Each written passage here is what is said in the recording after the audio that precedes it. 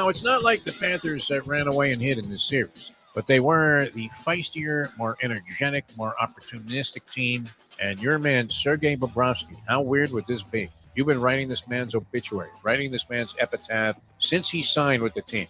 It seemed like a good idea for what, about 10 minutes, Lubie, until we saw him play? I don't know. You were ahead of me. You started calling him blind. You swore that he had a vision problem. Yes, we signed a guy with a cataract. Unbelievable. A tick, I think we discovered. Did he have a tick? Yeah, he had one of those things. Or he does like some weird winking all of a sudden. And you're thinking, are you trying to tell me, like that you're saying something, but you really don't mean it? What is it that you're doing, Bobrovsky? Communicate with him. He was communicating with his banker. That's all anybody was talking about. That he was making his $10 million that Dale Talon doled out for him when he could have signed any number of other attractive free agents. The time. Wake up with Defo, joined by Lubie. Welcome to the Defo Show.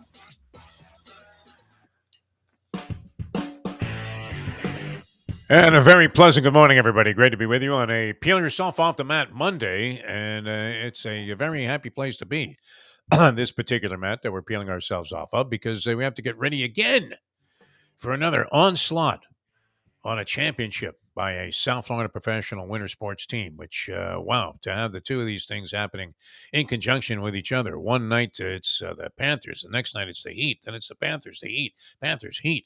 And they just keep coming and coming and coming. And, wow, Cinderella stories on both fronts. 8 seeds that are suddenly looking very much like favorites. There are people now that are finally changing their minds, at least about the Florida Panthers run, and realizing, as abstract as hockey is to try to handicap, that up 2-0 on the Carolina Hurricanes, albeit just, minute differential games, both going into overtime. One, of course, taking 4 overtime periods, almost the entirety of all 4 of them, and then the second on a quick end with, again, Matt Tkachuk. Coming up with the goals. And then the Heat victory yesterday. Wow. Every expert, they're finally thinking, wait a minute, maybe we were wrong. And Lubie, many of the guests that we've had on this show owe you sincere apologetic They're not going to considerations, as you were mocked. Ridiculously, the level of ridicule that was levied against you when you would suggest that the Heat weren't that much worse, if at all, in terms of roster talent to the Boston Celtics, who suddenly were anointed after Milwaukee got knocked out by the Heat. The Celtics were anointed as if, they were the Celtics of old, right? As if they had just resurrected Red Auerbach from the grave and put him on the bench there with a big victory cigar and Hank Finkel sitting by his side, waiting for him to go, get in there, Henry, and don't take any shots. They did have the ugliest bunch of scrubs. That was my one of my many observations on this game, Lubie. The Celtic scrubs. Mm-hmm. Wow, where did they get this bunch from? Some park in Indiana? Where the fuck did they find these guys? I mean, bunch of pasty-looking white guys that couldn't shoot a lick. And you were worried at scrub time that maybe Spoelstra had pulled the plug too soon on his starters? Are you kidding me? The Heat were up 30. The Celtics weren't going to score 30 points if they played 3 more quarters. So, and Mazzulla, is now facing some criticism. I don't know. He's looked completely outclassed in this series so far, largely due to the fact, think about this for a second. I don't know. Is this defensive breakdowns on the part of the coaching staff? Just lack of effort? A lackluster, disappearing act by the Boston Celtics in Game 3 between Gabe Vincent, Duncan Robinson, who, how into basketball purgatory was Duncan Robinson? You didn't even think that they wanted him around the team anymore. And that's another thing. I know he's making a lot of money, even if he's riding the bench. But this guy, they had to blow dust off of him when they put him into games late in the season, remember? He was DNPCD. I thought that was part of his name, that he was never going to get into a game again. So he's part of a trio that ends up shooting. What were our calculations, Lubie? 25 of 36 from the field, including a hefty portion of 3-pointers that were made. And that's in contrast. The box score, once again, a scathing indictment against the effort of the Boston Celtics. Tatum, 6 of 18. Jaylen Brown, 6 of 17. combined the two big stars for the Boston Celtics, who dominated. I mean, look at this turnaround, too, in form. Celtics dominated all year by hoisting threes. I think they hoisted like the most threes, made the most threes. And the Heat were awful all season from three-point range. They were bottom 3 or bottom 5. Now the key barometer in determining the outcome of virtually all NBA games, is it not? It's not the mid-range jumper. It's not the stuff that's done inside. It seems to be almost totally contingent on, in many cases, how completely inept teams are from three-point range, but where they shoot like 5 of 25 and stuff like that, which I think was the Celtics tally. They were along those lines in the game last night. At the end, they were just chucking them up, so it's not really just stat that kind of went skew in garbage time there, which who would have thought that garbage time would be the entire fourth quarter, Lubie? Incredible. But do you want to, take on your attackers? I mean, we had people that were stunned when you would chime in with, I think the Heat, roster is not all that bad, and it compares very favorably with the Celtics. And guys literally go, what? I mean, they were shocked that somebody would make a statement like that. I'm like, what do you watch? So you're not watching. Okay. Like you're watching. You're being very humble about this now that they're up 3-0. I'm not a brag. There's nothing to brag about. It's fine. We all have opinions. And I get if I hadn't watched the Heat and I only watched the regular season. Look, Julian's calling me pessimistic. What was there to be positive? Did you watch? What was there to be positive about the Heat a month ago? They were on the brink of elimination. They looked like garbage. What other opinion could you have had? Well, they have it in them. I'm like, they lost to the Hawks in a game where they had like some minor shot at redemption. The Atlanta Hawks at home came in there. Trae Young with the funny hair, he comes trotting into town here and carries the Hawks to a win that leaves the Heat in such a perilous position. I don't know that Pat Riley wasn't pulling his hair out. He might have even been afflicted with that Dave Wannstedt thing, trichotillomania, where he was like pulling out his hair and then eating it. It's not a thing to make fun of. I don't mean to, cast aspersions towards or lack of sympathy towards anybody that's actually afflicted with that. But it's a rare disease, is it not? Trichotillomania? Yes, I've never heard someone. Where you eat your own hair. I've never heard someone to do it. It is a thing. I get it, but that would really drive you crazy, wouldn't it? I mean, nothing but empathy for anybody that's afflicted with that. Wow. It did seem like Wannstedt had that, didn't it? When he was always pulling his hair. I mean, he stopped short of eating it. Jesus. But no, I mean, during the regular season, if you looked at these two teams, there's a vast differential. If you look at them right now, it's all in favor of the Miami Heat. And how did these guys wake up all of a sudden? That's another thing. I mean, what was the entire regular season fixed? What do you think, Lubie? Look, people are doing that now. Mayo said it. For a long time, the regular season hasn't been of the utmost importance. But these playoffs are. But you can kind of demonstrate what kind of team you are. It didn't look like the Heat were a very good team in the regular season. It just didn't. I don't think it was because they weren't playing with the kind of heart and determination it would take to win regular season games. I don't believe they were mailing it in. They weren't very good in the regular season.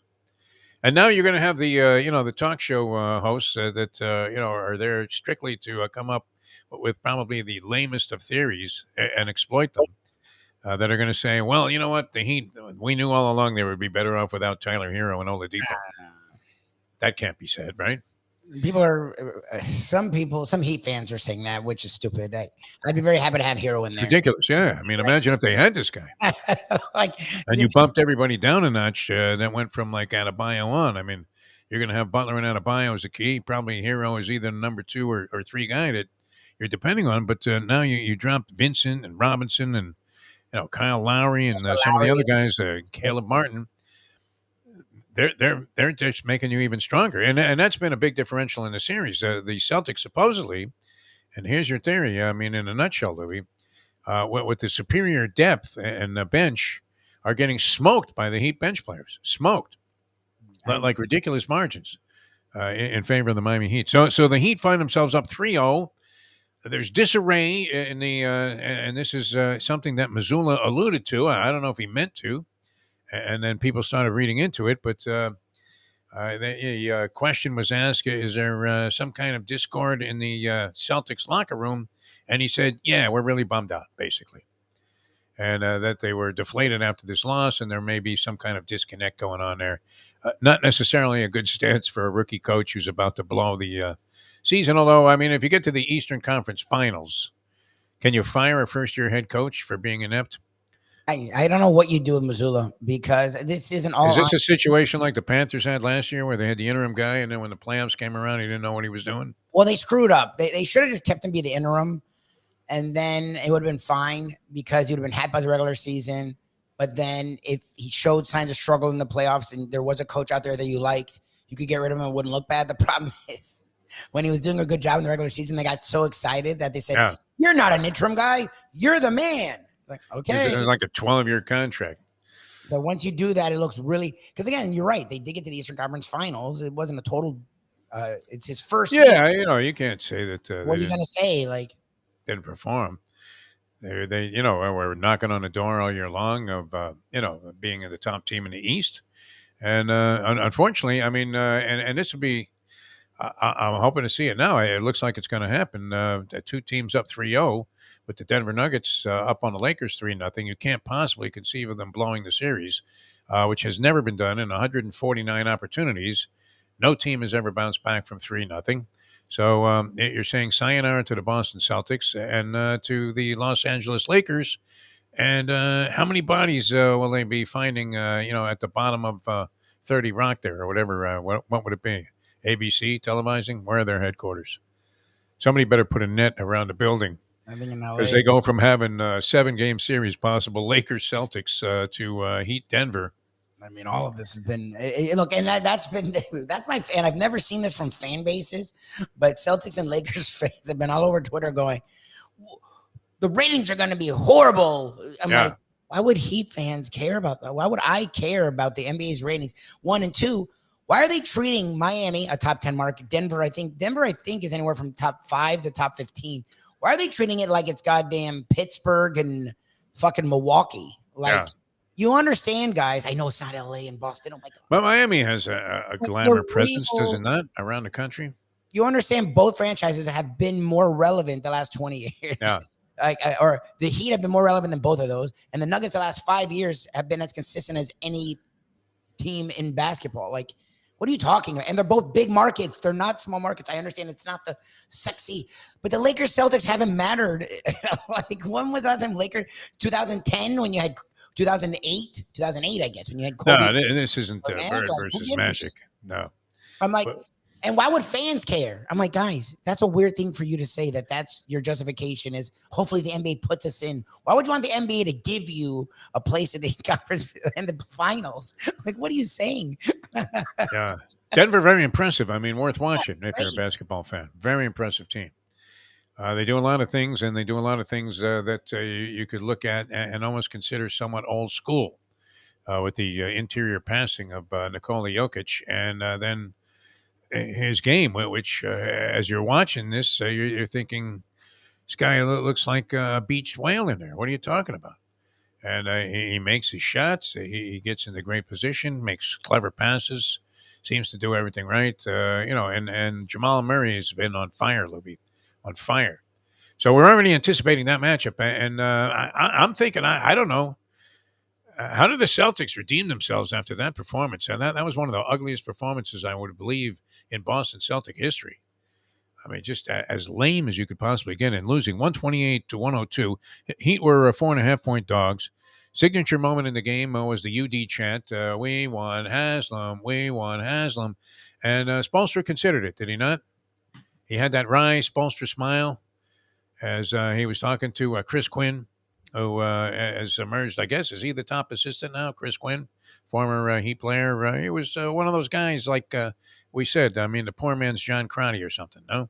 Chris Quinn, when he was a guard with the Miami Heat, journeyman guy who, had a little bit of a cup of coffee here and stuck around as a coach now. And they were considering it, were they not? Did they give UD to look, and it was up to him if he wanted to go into the ballgame?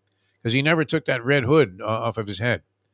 As if, they were calling for Alan Ock. But who would have thought that garbage time would be the entire fourth quarter, Lubie, of a Heat playoff game against the Boston Celtics in a spot where the Celtics were supposedly desperate?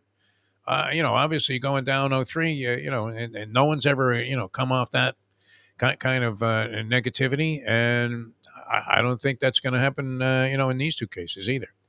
I thought we'd be talking a lot of Nuggets, Lakers, because I didn't know what the heck to expect from the Heat, and it's not being pessimistic. I feel whatever I said about the Celtics, I wasn't trying to discredit them entirely. I just thought, like Ken said it Friday, I thought, and I said it, I thought the Celtics roster overall was fine. I'll give you a nod, especially without Hero and Oladipo. But I thought it was close. I thought it was like A, B plus, B plus, B. Like I thought it was shades, especially in the playoffs. What we've seen from this Lowry, what we've seen from this Brogdon, who scored 0 points last night, by the way. What we've seen from this Bam, who's become more aggressive. What we've seen from Jimmy Butler. What we've seen from this Gabe Vincent, when even the night before, when he only had 4 points, he had 2 huge shots late in the game to really put it on ice. Like when we see from this Caleb Martin, the guy who's passing up threes and dunking, like when we've seen from both teams now, I thought they were close. And I don't know why that was so hard to fathom. Like if you've watched I mean, immense ridicule was, heaped upon you, Lubie, for being a Heat homer and a shell. But you were right. And so that's glorious. And then, you go back to Friday night. It looked like it was going to be the routine beating. Celtics favored by 9.5. Again, the whole notion of being not just disrespected. I mean, the odds makers are just putting up a line so they can balance their books. So it's the bettors that are sending this money that is establishing the Celtics as such heavy favorites. I mean, a lot of chowder being choked upon there. I only wish, and do you ever see? You're not a degenerate by nature, Lubie. So your mind doesn't think in terms of mind bets. And I was thinking, geez, I could really use 50 G's. Oh, good. Right? I'll be happy with 10. So, why don't I just drain the entire, bank account and put it all in the Heat tonight, getting 4.5. Now, could I explain that to the Mustang? What happened to the money if I had lost? And then what would you do? I mean, and that would be all of a sudden you're James Conn and a gambler, right? Well, when you finally decide that this is it, because look, parlays. I don't know about parlays so much, but think about this: how much money would you have made if you bet the local teams on the money line? Panthers underdogs in every game. They're finally favored tonight. Underdogs in every game so far in the postseason. And they are what, a combined. So they, if you started betting, well, you can't say that. So they were 4-3, and then 4-1. So 8-4, and now 2-0, 10-4. Yeah, they're 10-4. The Heat are 10-3, I think, and they're 10-4. Okay. Heat, I believe, are 11-3, and then you can go back to that Chicago game, which what would you not have been convinced that the Heat would win that? No, nobody was. That's the funniest part. I was convinced with the Hawks game, and I thought that would wake them up, and then they'd be interesting against the Celtics.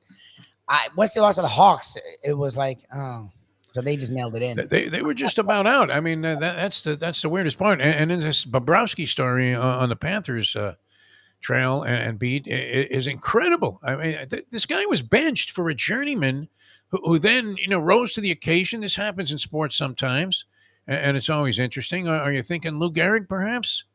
But where a guy comes in and he just shines. And so this Alex Lyon comes in. The Panthers are pretty much dead in the water. It looks like they're going to miss the postseason altogether, even after one of the great acquisitions of all time in the history of sport of Matt Tkachuk for Jonathan Huberdeau and other considerations. And it looks like the season's a total bust. I mean, like it couldn't be a bigger disaster, could it? You make this move to toughen your roster up. You have a $10 million goalie on the roster who wasn't too bad the last 2 years, but all of a sudden, he's horrible, and your team can't find its way, out of their own end of the ice. Yes. I mean, the ice is melting around their entire season, and they finally, get in sort of a half-assed backdoor fashion, and then they're facing the Boston Bruins. Are you kidding me? And Lyon all of a sudden gets the shakes. Right at the right time. I was like, oh, good. Giving up the stupidest goals. Right? It's like, dude, you're watching the guy. It really was. I mean, you're too young to remember this guy, Dick Stewart, Dr. Strangelove, but you didn't know what he was going to do at first base. I mean, when you have a first baseman that can't catch like a routine throw, It's kind of like having that. What is it? Sanchez behind the plate that the Mets just signed used to be with the Gary Sanchez. Oh my God, Gary Sanchez. Yeah, he's rough. Yeah, he's where a ball comes right down the middle and it goes back to the screen. You're like, well, what the fuck? Where's the ball? Even the umpires like absolutely befuddled. Like, holy moly, man! How'd that get back there? Oh my God. The pitcher's a strike. Incredible. Yeah, he couldn't catch. And shots are coming right at him, and he's missing them by a mile. So out of desperation, I mean, they bring in Bobrovsky, and in that first game when he came in, didn't he give up a goal like right away? And you were thinking, God, here we go. We got nothing but schmutz back there. What a time to have your goaltending core collapse completely around you. Was it 7-5 the first game or the second game? I think that was wasn't great, but I don't remember if that was the 7-5 one or the other one. And then I remember the 7-5 one going, put in fucking Lion. Like, yeah, they won, but Lion's giving up 3 stupid goals and Bobrovsky's giving up 5. Right. I mean, he was in and out of the popcorn machine there.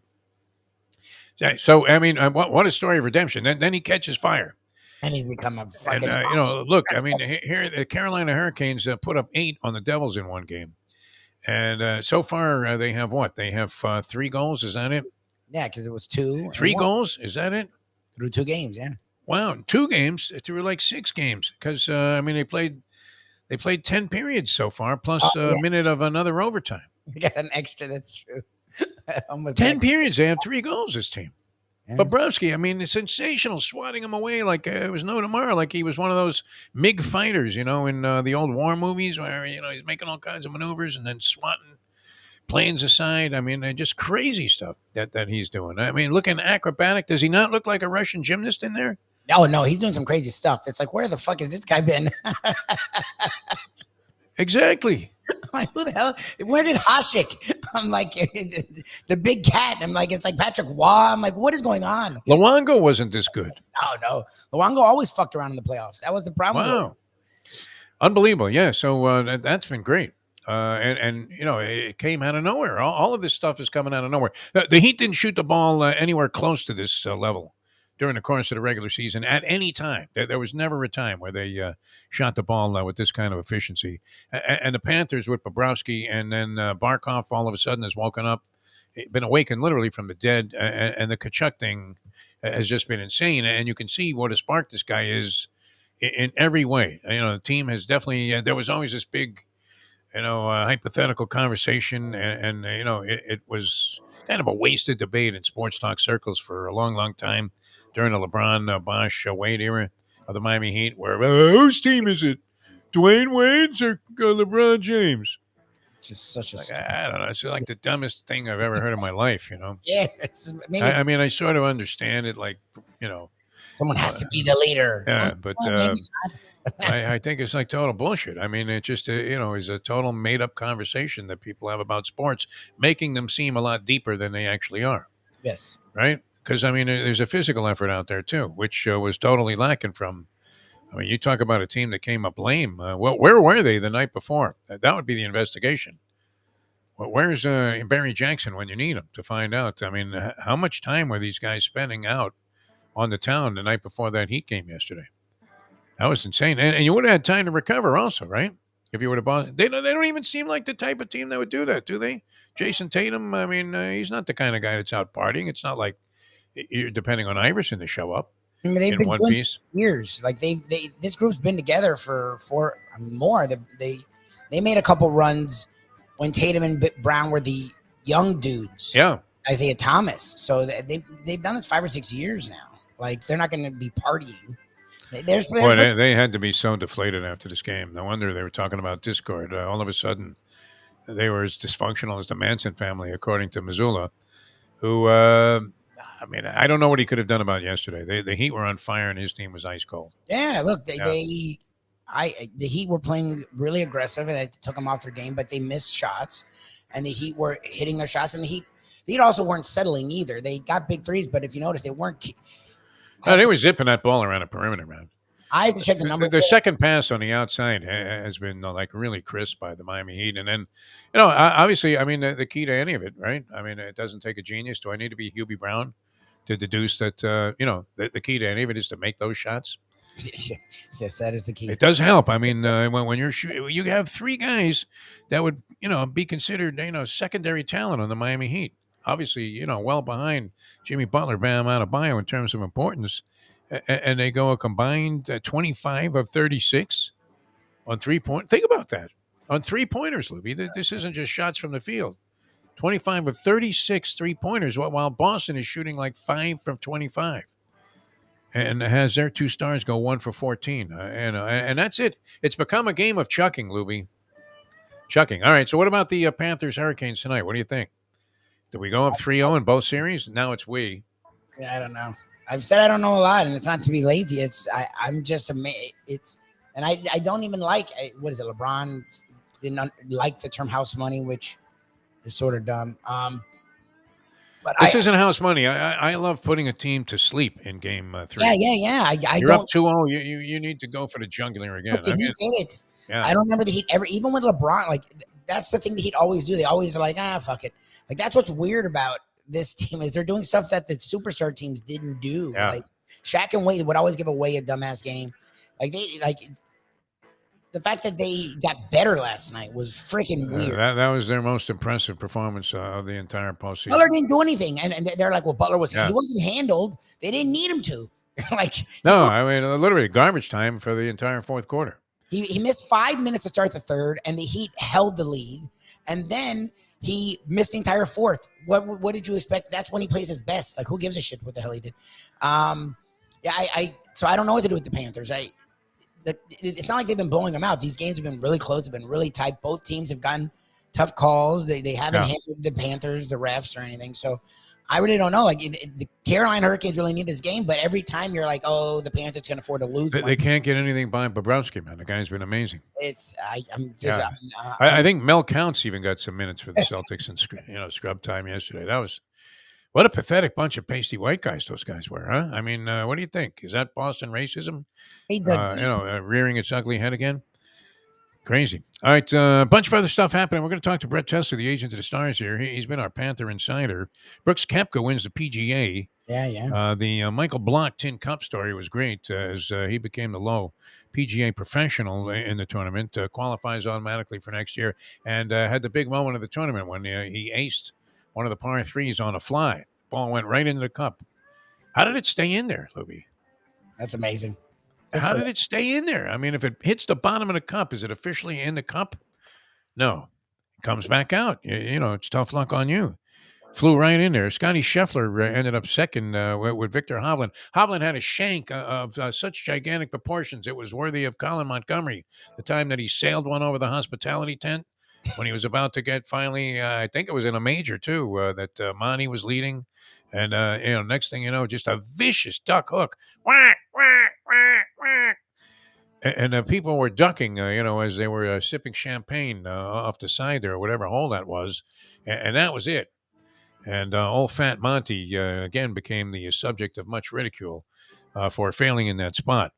But Hovland had one. I mean, and a guy had done the same thing. They were in a sand trap in the fairway, I think on hole number 16, Lubie, and just sculled the ball right into the embankment of, where it was so buried, not even a golfer could have gone into this kind of a hole. It was incredible. And so he had to, I guess he had to take a penalty. So now he's already 2 shots into the sand trap and the third one out. Mm. And ended up double bogeying the hole, which it's remarkable it wasn't an even higher score, but that was it. So Koepka just cruised in from there. And this Michael Block, just a great story there with the hole-in-one. Danil Medvedev wins in Rome over my man Holger Rune. The kid, the 19-year-old. You like this kid? Have you seen him? You were a big fan of Patrick Mouratoglou. He's been coaching his kid since he was like 3 years old. So, no, I think he might have come on board later on, but he's been touting. Remember when we had him on during the COVID thing and they were tossing us Patrick Mouratoglou and you were thinking, okay, we'll take anybody as a guest. And it turned out, he, of course, was coaching Serena Williams at the time and many others. But, he's kind of like a European version of Nick Bollettieri, in terms of the number of people that were under his influence as a coach in tennis. but has had great success. But this kid, he battled, but Medvedev had never won on the red clay. And now has a tournament win there. Played great, by the way. He was unbelievable. Preakness wasn't any money to be made, Lubie. National treasure. Ugly story there with the other Bob Baffert horse who was racing in one of the preliminary events on the card. And it was horrifying. I'm watching that race, and I had money on it. And then you see this horse break down like that. My God. It's as gut-wrenching as anything that you want to see in sport. It's just truly ugly. I saw a guy get knocked out on ESPN. I thought, should I just go ahead and spring the $5 for ESPN Plus, Louis? That Haney Lomachenko fight. I didn't get to see it because I thought it was on regular ESPN, but turns out you had to have the app. And then on top of that, do you have to ante up a pay-per-view fee also? I don't know. I have the ESPN Plus. I didn't try to watch that fight. There was a lot of playoff action going on, so I was enamored by. I think that was Saturday, right? So the Panthers game and also the Nuggets Lakers game. I wanted to see that finish. So I heard about that and I was like, oh shoot, I have ESPN Plus. I'll try and watch it. And I forgot about it because of but they showed the prelims. They had a couple of fights, and you always hate to see this too. I mean, you're watching a guy kind of taking a beating, and it looks like he's finished, and he has no chance to win the fight. And there's this whole thing about the guy wants to end the fight on his feet. And they sent him out there in like Jake LaMotta fashion for the 12th round. And this guy got clocked so hard. It was scary. And you hate to see this, because as we've talked about, and it's unfortunately been a big story in horse racing, especially. But, there's certain things it's just hard to condone and say, and that his corner sent this guy out there for the last round nearly turned into a tragic mistake. And you're looking at how fragile some of this stuff is and how devastating and catastrophic it can be. As you were talking about with the horse racing thing, the animals don't make the choice. That's the thing that, is very, very difficult to wrestle with and condone. All right. Enough about dead horses, right? We're talking dead animals while we're on this roll, Lubie. On this roll, it's beyond incredible, is it not, to see these local teams winning every night? What if you were plunging on them, people? What if you had the faith? Panthers underdogs in every game until tonight, and they're only slight favorites in this one. You could be making a fortune with them, and you'd be up 7 units in the playoffs with the Miami Heat. Also, 6 with the Panthers, 7 with the Heat, up 13 units. Your standard $10,000 play, Lubie. You're up, 130,000. This could be such a glorious time. A lot of people we know cashed on Koepka at 20-1. I know a couple of guys. I bought it. It's interesting is the 3 that and you guys, and I get it, outside of Koepka. I was gonna toss him in, but I did not. McElroy and Scheffler were not great odds as individual bets, but for your thing, I think they all 3 were in different groups. Boy, that was easy to take down. Yeah, you would have killed it. I think if you had picked those 3, I think all 3. I would have got crushed because I was gonna go away from Scheffler and take Rahm. Remember? Yeah. See, well, if you had done what you were right about that. Scheffler, I was going to take Koepka. I had him circled. Yeah. Who else would have had all 3 guys being top 10? The winner of the pool only had an accumulative total of -8. I think you would have took down $4,700 for a $50 entry fee. Not bad. Golf's a great bet, man. It's a lot of fun. I mean, the professor, I'm sure he had like a stick on this guy at 20-1, which was great. My friend Big Rich also had Koepka. Who, it was worth a shot, was it not?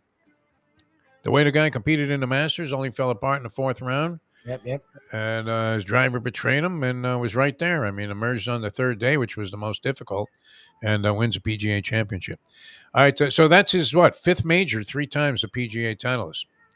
Joins like 2 other guys, like Tiger and Jack. Yep. Is having that many titles in the PGA with out competing in nearly as many tournaments. All right, we're going to come back with Brett Tessler, the agent of the stars. Later on, Grant Long on the buckets. Lakers, wow, completely outclassed in that game by the Denver Nuggets. That was weird. That was a shocker. In the 4th, I had the game on, and I had both the Panthers, Hurricanes, and their game on, and I was watching, and then I would go watch here, and I go back, and I'm like, weren't the Lakers leading? They were hanging in there, and then Jokic had 15 points in the 4th quarter after not doing much the entire game. This Jamal Murray was unbelievable. Had 30 in the first half, 17 in the first quarter. And just shooting great, and making moves on top of moves. He's been very entertaining to watch.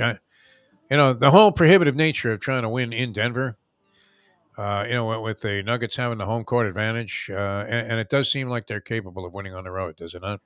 Why are you laughing, Lubie? I just saw, and the Earth really must be in retrograde as all South Florida teams are winning, and Lubie has become a good handicap. Yes. I mean, all of a sudden you're on your game. You're handicapping golf. You're hitting horse races,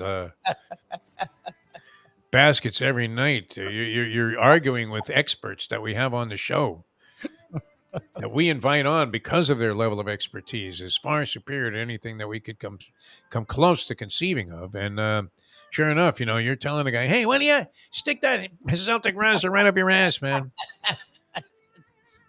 They're floating in Biscayne Bay. They really are, the bodies of the Boston Celtics after yesterday's game. Why would they even bother to show up for the game tomorrow night? You never know. I mean, why show up, Lubie? Forget about it. At this point, I have no idea. They're all schwitzing. I'm just. The heat got to them again, not the Miami heat, but the weather. It was very hot out yesterday. It was so hot.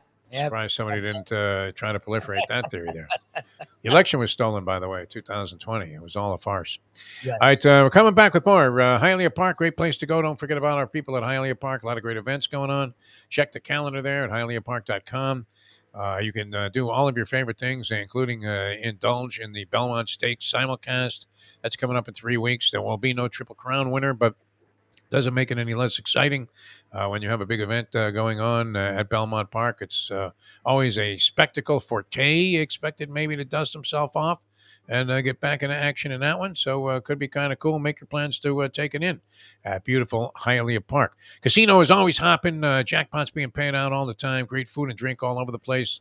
Not at ballpark prices, and great rewards program. I mean, this is an essential now to enjoy the casino and gaming industry is to offer these kind of incentives to your players, and nobody does a better job of it than the people at Hialeah Park, especially when you consider, I mean, this is not some big corporate entity.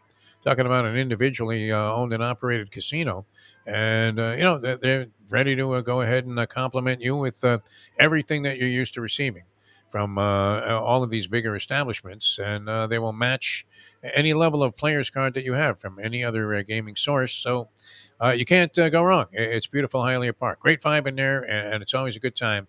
Make your plans to visit Hialeah Park.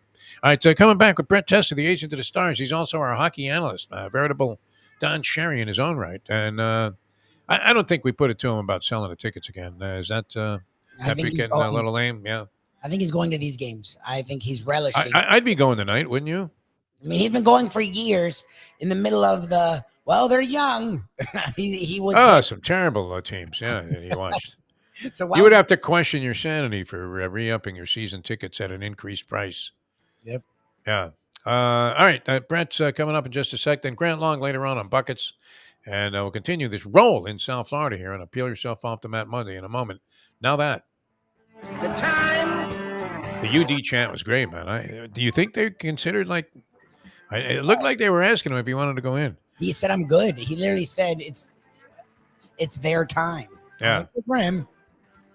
Wow. All right. Yeah, he didn't feel like peeling that shit off. No. Not fair, and why even get a sweat? You didn't even have to take a shower, the guy. Go right off the court there and into Prime 112 there, which was being held open for the triumphant heat. It's 7:41. Folks, Tony Segreto here. Let me ask you a question. What do you look for when you go out to eat? Good food, obviously, friendly atmosphere, not too loud, but good energy, reasonable prices, and a place where you feel comfortable. All those ingredients, no pun meant there, are hard to find unless you're talking about the Texas Roadhouse. You see, they encompass all of those attributes. Really, really good food, amazing atmosphere, good for a family, good for a date, or just a night out for yourself, and prices that will make you extremely happy. Their ribs unmatched. Steaks hand-cut every day. Everything, and I mean everything, is made on site, including their incredible bread. It's the one day, folks, that you can forget about low-carb diets. Trust me when I tell you, Texas Roadhouse, your restaurant, your destination when you say, where should we go and eat tonight? From the newly renovated sports bar to the beautiful bayside views captured at the Tiki Bar, Jimmy Johnson's Big Chill has it all. Located at mile marker 104, the Big Chill also offers waterfront dining while experiencing breathtaking sunset views of the Florida Keys. It's simply the hottest spot in the Keys to cool off. That's Jimmy Johnson's Big Chill at mile marker 104 in Key Largo. For more information, call today at 305-453-9066. The simple pleasures of this job, the way a stadium sounds when one of my players performs well on the field, the way we are meant to protect them in health and in injury. Less work, more attention, caring for them, caring for ourselves in the games too. The agent to the stars, the one and only Brett Tessler. Well, once again, everybody, great to be with you here. Appeal yourself off to Mad Monday. Jeff DeForest, Mike Lubitz, and always a pleasure to welcome this gentleman to the program. Normally, we would be discussing anything relative to the National Football League right off the bat here, but he's become our own Don Cherry. He's become our Eddie Olczyk and our hockey correspondent, and I would imagine we'll be just pounding on the glass tonight. Brett Tessler, Agent to the Stars. How are you? Welcome to the show. Hey, what's up, guys? Yes, man. I mean, last time I saw anything on social media, you and your lovely wife, Lonnie, were like posing for swimsuit pictures in Barbados or something. Are you back on American soil, or what's going on? We're back and had a lovely anniversary trip, and happy anniversary to her.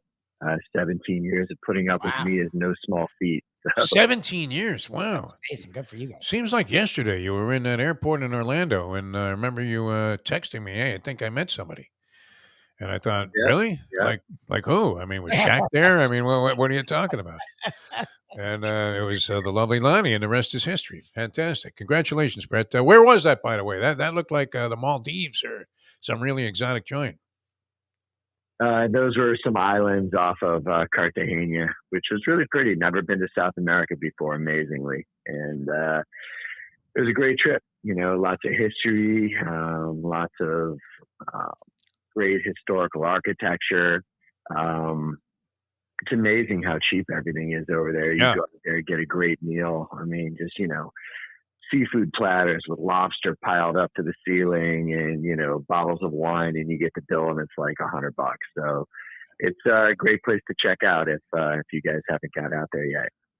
The monetary denominations there are weird, though, because I remember getting a check for something like in the 60,000 range, but it turned out that was like $8 American, whatever. Right. It was Exactly. like 60,000 squid or whatever it was the denomination of capital that they were using there at the time. All right, what do you think, man? I mean, we've been trying to figure out. I don't know that anything approaches the differential, the lopsided nature of the Huberdeau for Tkachuk trade, but. Have you ever seen anything like this with a South Florida team? I guess Tyreek Hill, came in and sparked up the Dolphins. We've seen guys do it, for periods of time, where a guy comes to a team and just lights it up. But, I mean, the Florida Panthers have definitely and almost definitively taken on the character of this Matt Tkachuk. I mean, this truly is the lesson for fans about trusting the process. And the reason why I like hockey is because I'm just a fan, and so I'll admit that when people come up and talk football with me, I had very little patience because most of the things that just the average person says are entirely off base. And, you just come to realize that, if it's not what you do for a living, like it is what I do, where it's, a 24-hour a day, 7-day-a-week job, people just are emotional about things and they just judge things from a uninformed perspective. And, some of the things are frankly idiotic. And that's why I enjoy following hockey, because I can be the idiot. And, the truth is, look, everybody loved Huberdeau. Mackenzie Weegar was an amazingly talented defenseman who did some incredible things here the year before. And so when you're a team that wins the President Cup, where, you've got the best regular season record of everybody in the entire league, and then the following off season, you get rid of your best and most popular player offensively, and one of your best and most talented young defensemen, in one fell swoop, yeah, you're getting this Kachuk guy who's younger and he's supposed to be really good and, he's supposed to bring toughness, but it's just a tough pill to swallow. And then, of course, things get underway this year and you go from having the greatest coach, arguably in NHL history, the year before in Joel Quenneville, and then he has to go due to certain circumstances. And then this year you replace him with the losingest coach in NHL history statistically. Yes. And things are not looking good throughout much of the season. Very frustrating being a fan. Frankly, it's all about expectations. And 5-6 years ago, you knew when you were going to these games, you might see them win, but it was highly likely you'd see them lose, especially against a better team. Then last year, not the year that we're in now, but the year prior when we had Huberdeau, when we won the Presidents, it got to a point where midway through the season, you're like, okay, we're winning every game. And even if you were in a game where you were down 4 goals coming into the third, no problem, we're going to win. And so that became the expectation. The year before, you expected to just win every game. And so to go from that to this year, now it's back to winning 1, losing 1, winning 2, losing 4. It was a little bit frustrating and it just wasn't clicking yet. And so people are wondering, is Paul Maurice the right guy? Did Bill Zito, the general manager, was he sort of a one-hit wonder in terms of what he did last year? And did he give up too much trying to go all in to get certain guys like Giroux, the defenseman they got from Montreal, different things like that. And then some of the moves they made this year, I'm just looking at this roster saying, who's going to play defense for us? And, you look at guys like Forsling and guys like Montour. Apparently they knew what they were doing. Yeah. And so it took a long time, and boy, did it come down to the wire with them being the last wild card team to make it. As a fan, this could have went either way. They so easily, and every amazing thing you've seen happen, every magical moment over the last month and a half now, the Boston series, the Toronto series, what's going on now in this series, what could happen potentially in the Stanley Cup, almost, never even had a chance to happen. This team needed major luck to even eke their way into the postseason. So if things do end up happening where we're able to win these next couple games and go to the Stanley Cup final, it would certainly be the craziest thing I've ever seen in 45 years of being a sports fan.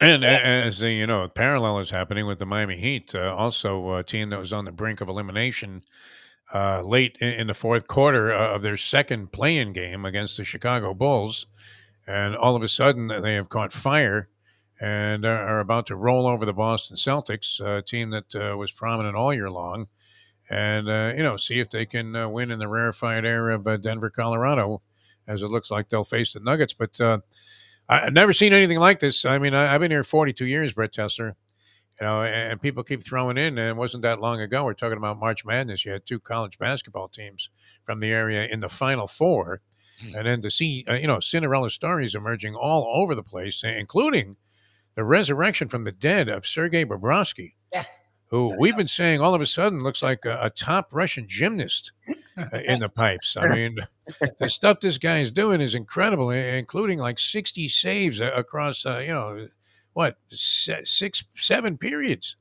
of hockey the guy plays. This was a guy you didn't want to see him come off the bench unless it was to go to the locker room. Not that long ago, it was a disaster. Every time his name was mentioned, people started seeing red, as in the Red Sea parting, and the goal being wide open. But no, that's been a great story too. No, Bobrovsky's looked like Baryshnikov on skate. Yeah, it's unreal. Yeah. So I'm not going to lie. Part of me was unhappy about the fact that the Heat is doing what they were doing because, I don't really follow basketball much. But aside from that, I felt like it was taking away from what the Panthers were doing because down here, obviously, the Panthers need all the people getting on board that they can because the more people that start paying attention are going to realize what a great sport it is, what a great team it is, what a likable group of guys it is, what a cool fan base we have. Basically the same things that we just discovered only 6-7 years ago.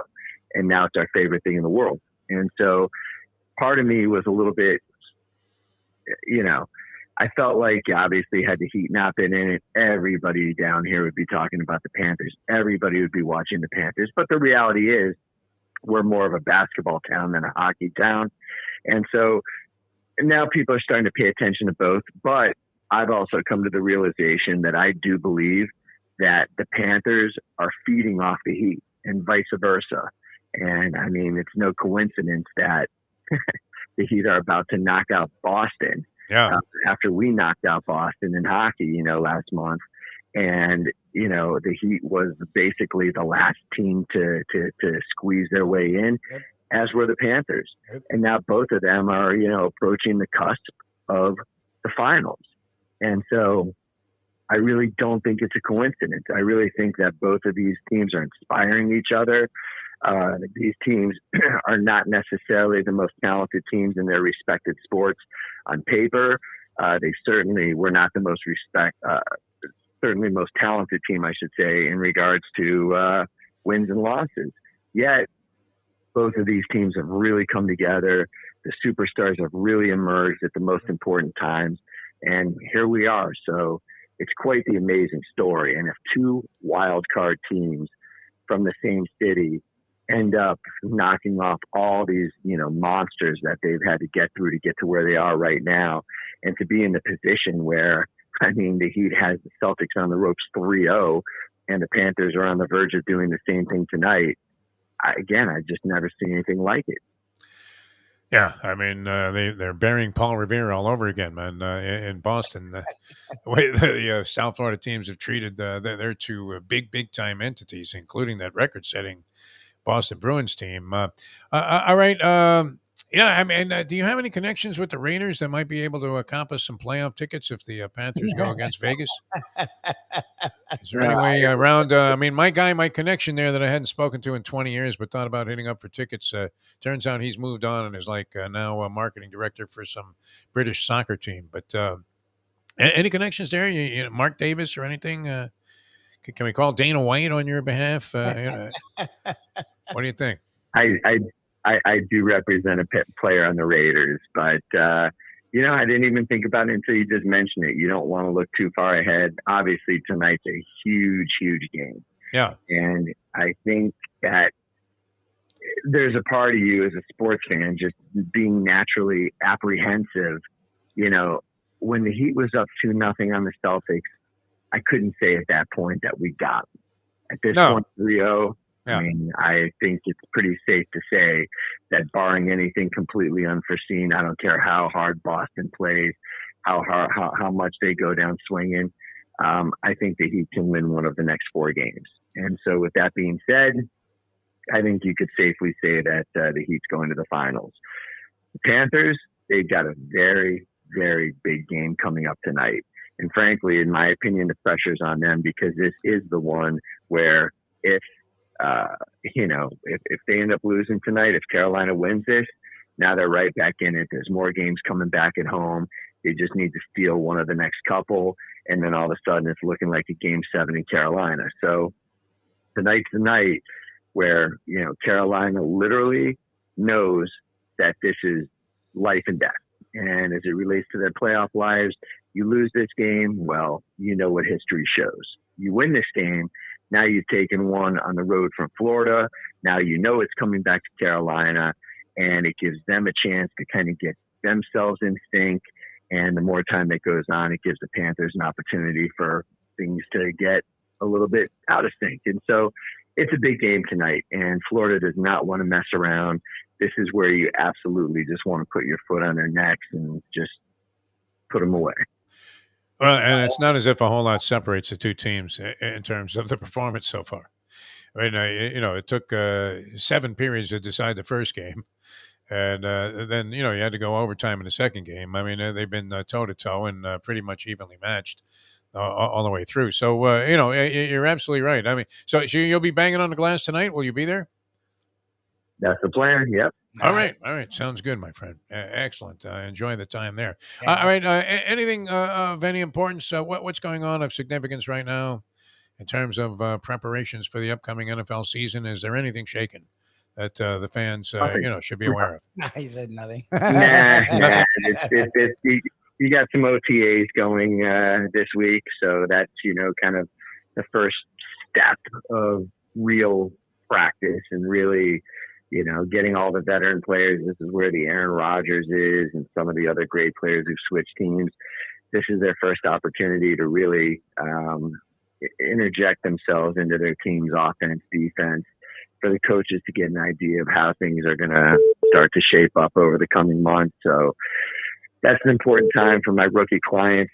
Obviously, a very important time to make a great first impression. They had their rookie mini camps a few weeks ago, but that's different. That's just kind of conducive to learning playbooks, that kind of stuff, meetings.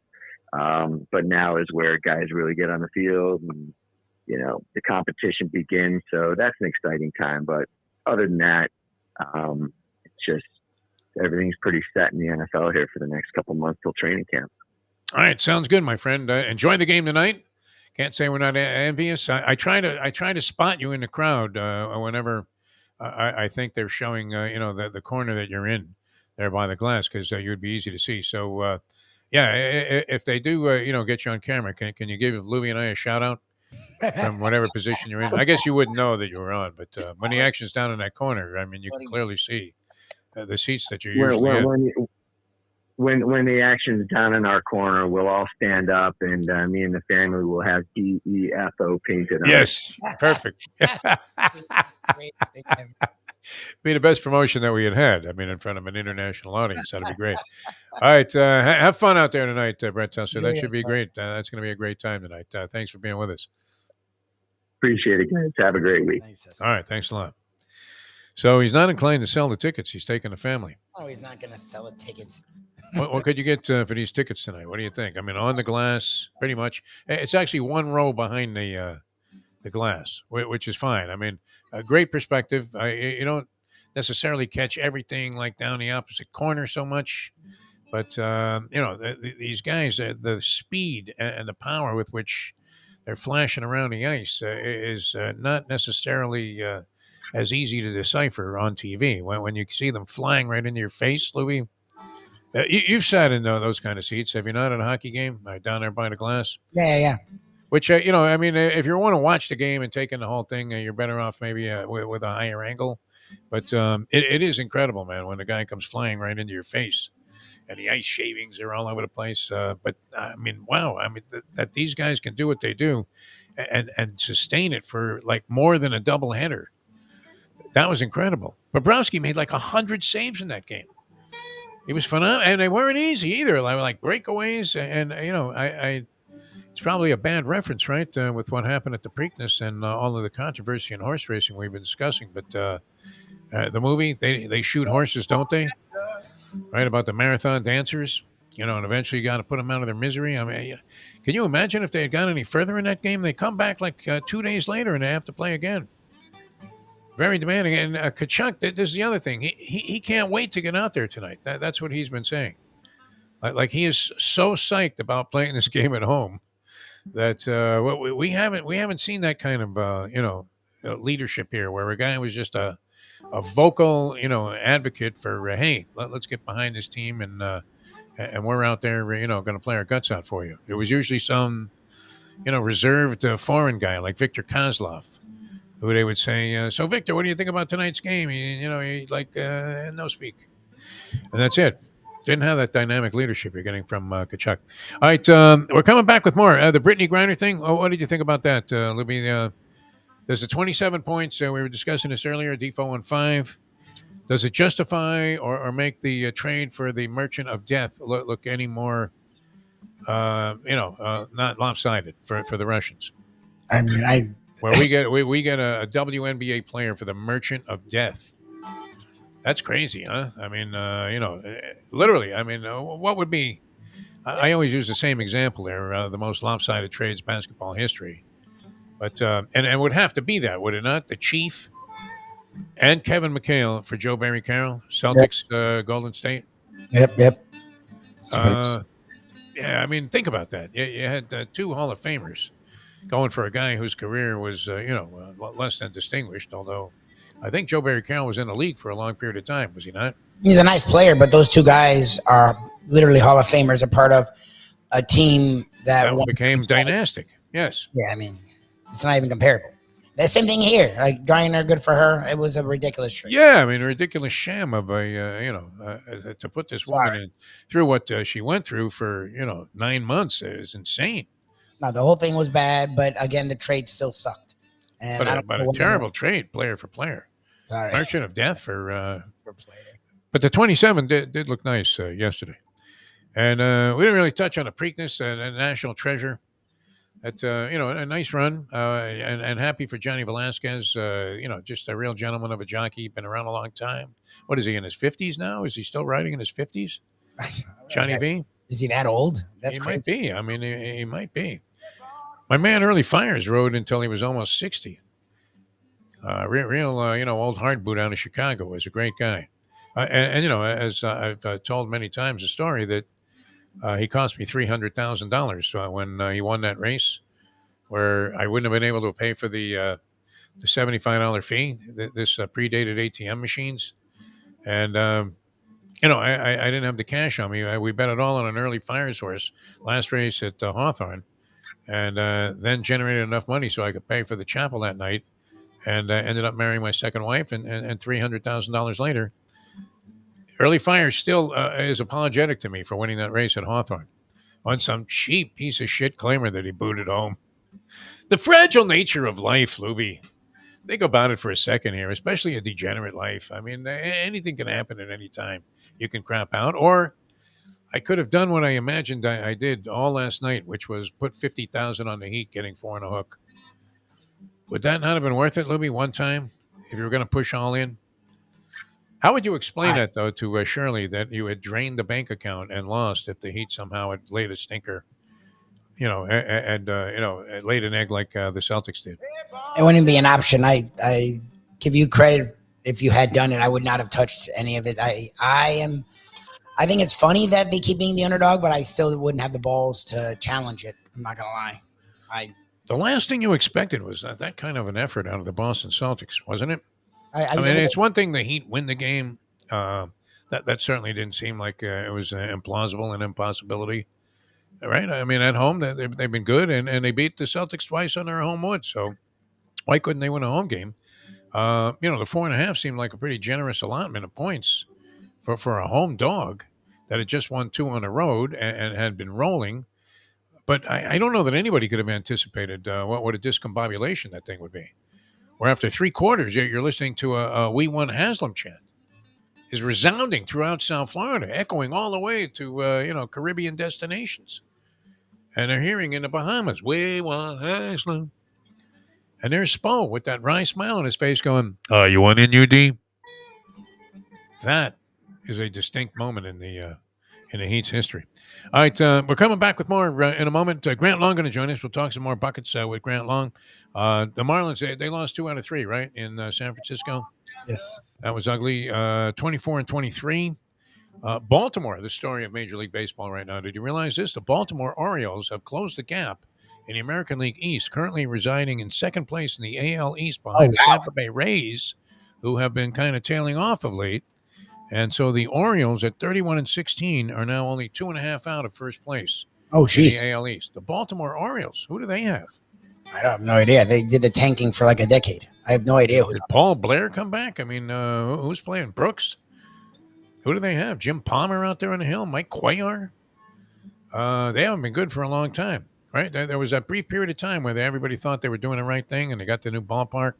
And then, the only guy that made out was Boog Powell selling ribs out there in right field.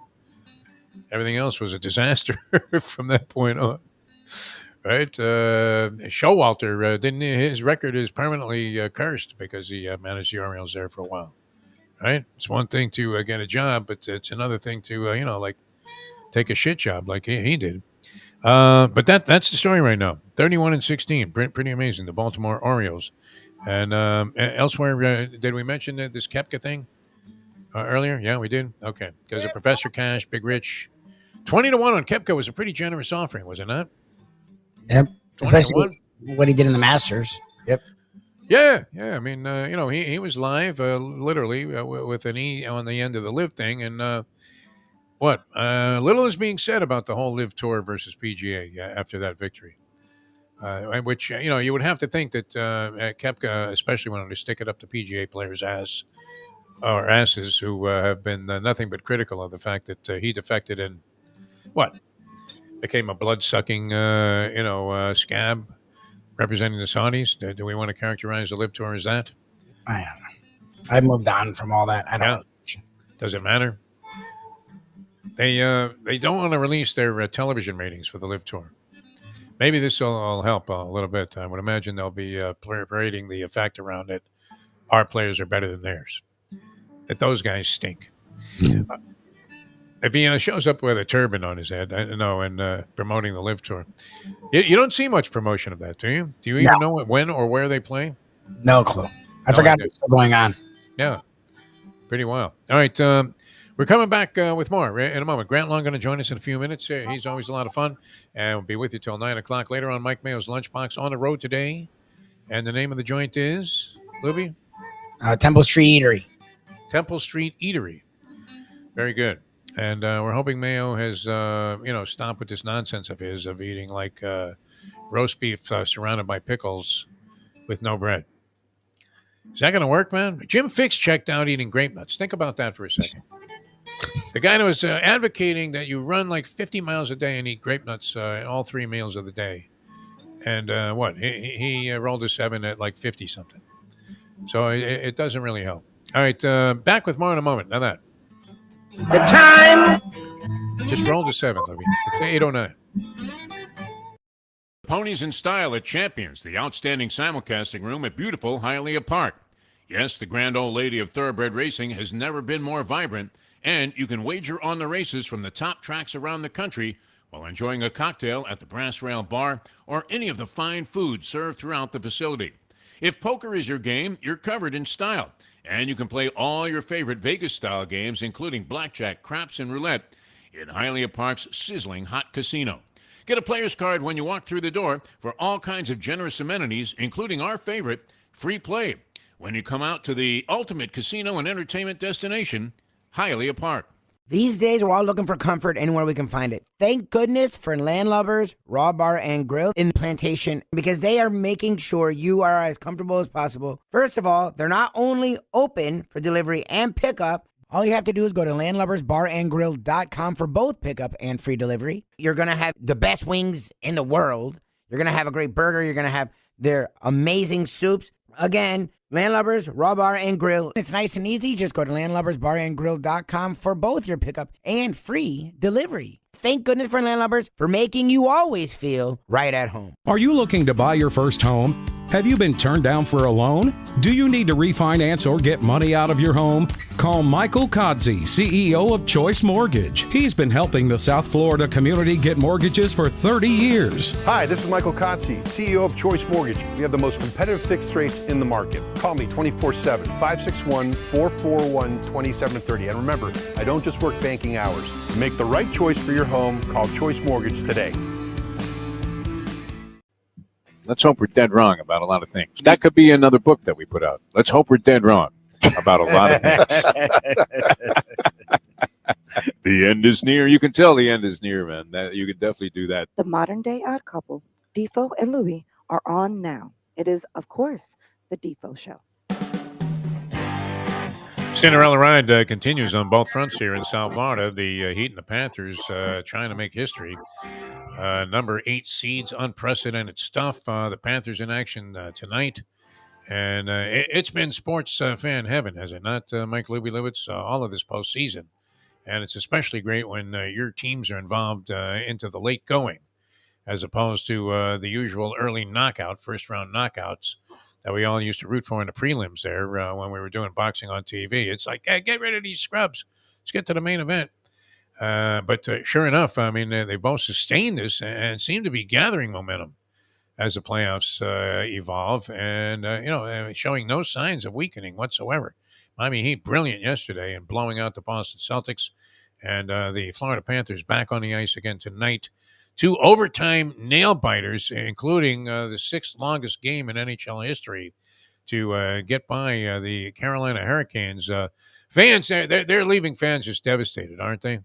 Those Boston fans look sick after the Friday night game. They couldn't believe it. They were stunned, down 0-2. Still probably had a little bit of bravado, though, as you had to be particularly disturbed, Lubie, by the national bias that there was before Game 3 that the Celtics were going to win this. I know you had your usual pessimism. And this is, as Brett Tessler was pointing out, all games pivotal in the postseason. So it's kind of silly to label a game pivotal because the Panthers winning Game 1, was that not pivotal? Forced Carolina into a situation where you thought, it was vital that they win the second game. They lose that. And now, I mean, can Carolina answer back and win 2 in Florida? It's not out of the question until you see this game tonight. And, the Panthers haven't had any great significant edge over the Carolina Hurricanes. So it's perfectly conceivable that maybe the Canes catch a couple of breaks and get a couple of goals. They've, had, like the Panthers, have many chances where you thought it's impossible that puck didn't go in. How about the one that slid right behind the Carolina goalie? That there's no stick there to poke it into the net. This has been the most marginal of differentials in both games between the two teams. Not inconceivable to see Carolina coming back in the series, but tonight would be the night, right? That you throw the knockout blow. And Yes. so I'm a big advocate of that. I don't buy the house money thing at all. This game is pivotal. Well, look, I do house money in the sense that they're 8 seeds and you only had so much expectation for them. But once you're here, and you don't want to give anything up. And the Heat already did it. And these two organizations who were never tied together seem to be tied together on a nightly basis right now. Like Butler's wearing Kachuk stuff. Panthers are tweeting about the Heat. Both are feeding off each other. Kachuk was interviewed, and Julian pointed that out on the TNT show. Yes, last night. Barkley sat down with him. So, and Barkley's been I remember last year they had Barkley doing hockey, like coming in and talking about hockey. So I guess he's a big hockey fan. You would think they'd want to keep pace. They seem to be going toe to toe every single night. Who can keep their run going the strongest? Yeah. I wouldn't put it past them. I really look. The Hurricanes are tough, and that hasn't changed. These games have gone down to the wire, but the Panthers, every single time, you're like, okay. They prove you wrong. So I'm literally just can't wait to watch tonight and just see if they can keep going. Because look, after that ridiculous first game, that I still think there should be something changed, because that's ridiculous. To play more than 2 games is utterly stupid. Yeah. You notice should they reduce the number of players that are on the ice like they do in the overtime? Where you're going 4-on-4 after a certain point. Does that trick up the game to the point where you're taking away from the integrity of the difference in the playoffs and what it takes to win a championship, or would you just be saving the players from killing themselves? What do you think, Lubie? Because that 7 periods, it's just ridiculous. Play 7 periods of hockey. When you see the level of exhaustion there is after being on the ice for a minute and a half, and these guys are schwitzing and huffing and puffing, and they're in great condition, to make a team play 7 periods and come back like 2 days later, play again, you would have thought that would have been, a big change of pace. Early in that game, the second game of the Panther series, though, Lubie, the Panthers were getting smoked by Carolina. And I remember, I think I sent you a text that, very lucky to be in a 1-0 game. They were outshot 16-1, and these were quality shots. Carolina was all over them in that second game, and somehow they managed to bounce back and win the thing. So, really showing not just late game but early game resiliency, Lubie. That seems to be the key, and puck management, good puck management. Well, what I was going to say is the Hurricanes literally after that. I don't know if they sat, because I guess they were playing both of these goalies a lot throughout the year in the playoffs. But they switched from the Anderson dude, who had played well, to the other guy. And yes, he played well. Ranta. Yeah, he was good. They gave their guy a blow. The Panthers didn't. Bobrovsky, they're like Maurice said, point blank. Look, if it ain't broke, don't fix it. Yeah, no, you can't. You About can't throw a 20 lion in there bucks. at this point. No. But that's amazing. Like, he was even better. He allowed 1 goal over the course of 3+ periods. Yes, The team that and with many sensational saves Yeah. among the stops that he made. I mean, it wasn't like this was any picnic in there.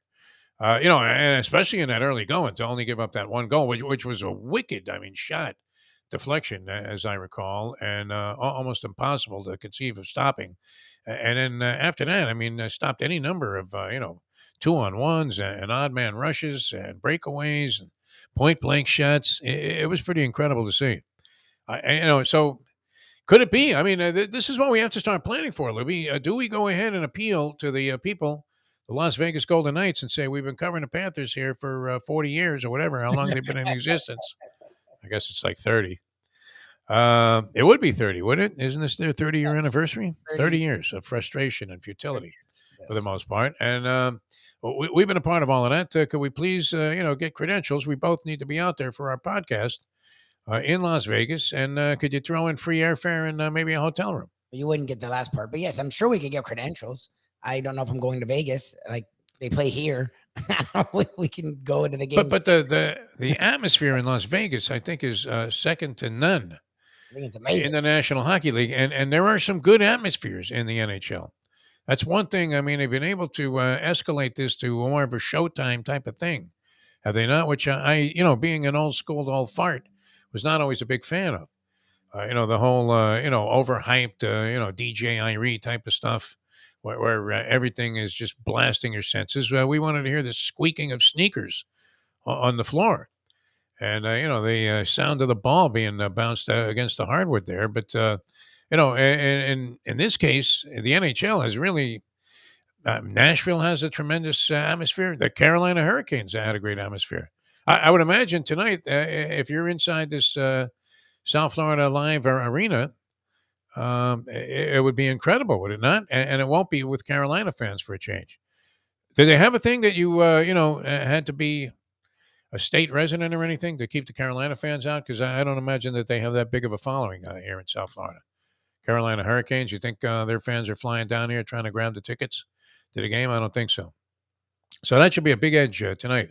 But there's no atmosphere like Vegas, where they have, some showgirl and pasties and a G-string skating around, getting the shavings off the ice. It's just phenomenal from the time they, what do they have? They have some kind of siren they ring or a big bell. It really does, get your juices flowing. So wouldn't mind being a part of that crowd, would you, Lubie? Especially, I guess, rooting for the other team. That might make it a little bit difficult out there in Las Vegas. But we'll have to see if we can hook that up. That's a premature evaluation, though, because let's get through this series. And I'm glad people are excited, but I'm of a one-track mind with both series. Let's just finish. There's plenty of time to be excited and have big dreams. Let's just finish the work in front of us is what I've been saying. All right. Let's get into some buckets here. You want to take a pause here or just bring Grant Long right into the program? Bring him on now. He's ready. Okay, good. Let's do that because we don't want to hold this man up. He's obviously got many important considerations, and we can't believe that he's gracious enough to spend so much time with us here on the Defo Show. So on Peel Yourself Off the Mat Monday, we welcome to the program one of our favorites when it comes to discussing anything, especially the game of basketball, an original member of the Miami Heat. And it might have been tough to envision that team doing what this current team is doing right now, in spite of the greatness of one Grant Long, who joins us here on the program. Grant, how are you, my friend?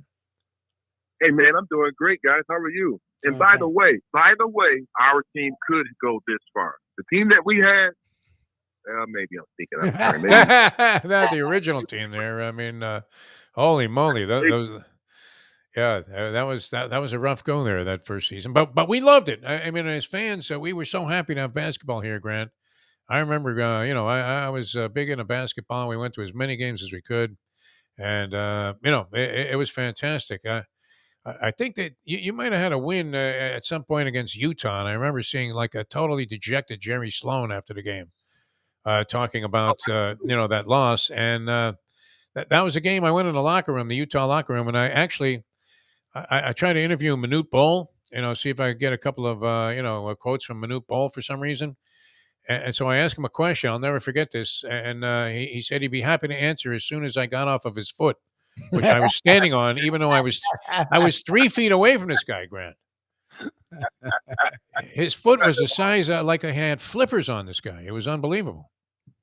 You know, and that was remarkable. And I know you're telling the story right because Manute Bol, I don't know why, for some odd reason, he had to wear a size 19 or whatever, but he always wore 2 sizes too small because literally every time he took his shoes off, his toes were bleeding. Oh, and I'm geez. thinking, Yeah. what's going on with him?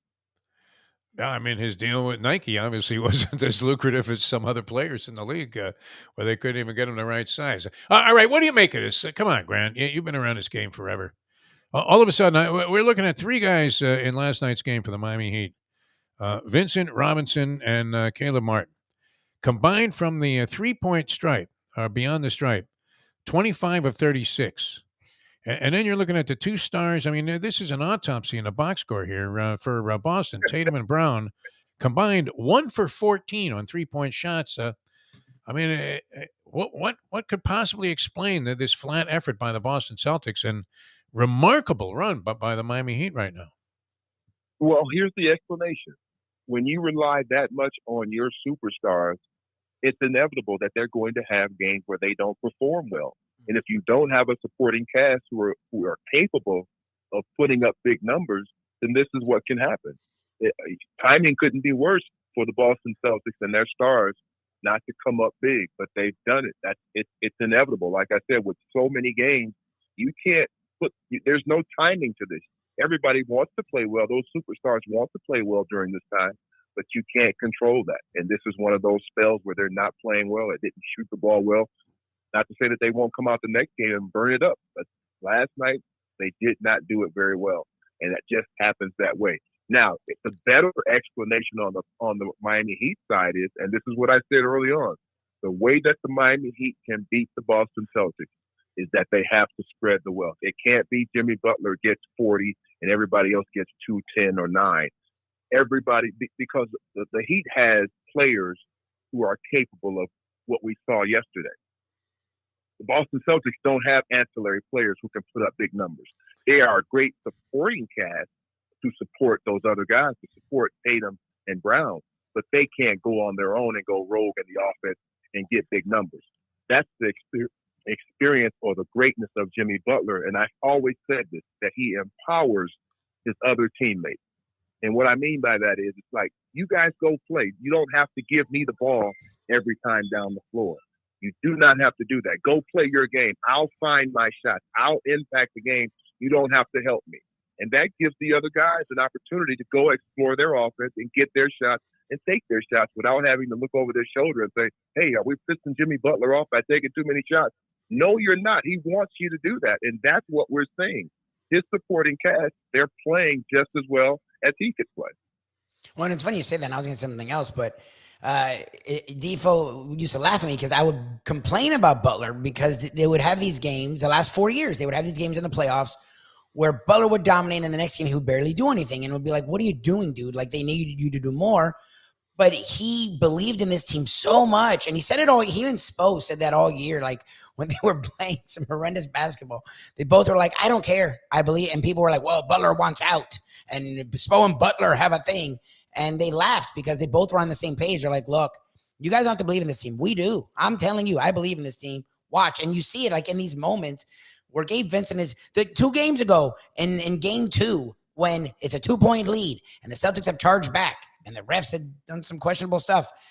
Gabe Vincent early in the shot clock, under a minute, like, I'm shooting a 20-foot 2, and he does. And that literally was the icing of the game. And it's like, Jesus, where the hell does he get balls to do that? But like when your coach and your best player have that much confidence in you, I guess as a role player, it emboldens you to feel like, screw you, Tatum. I can do in a short period of time everything you can do. 100%, Lubie, 100%. It empowers those guys to play well. We were marveling over it, and obviously you guys know it. I know it. Basketball people know it. But there's 4 guys on that Miami Heat team, undrafted. Yeah. They're having big impact on playoff situation type games. And we were talking about the fact that, you know what, a whole lot of teams tanked this past season, in hopes of getting this great player. This guy's going to change their franchise. Miami Heat, they could have did that.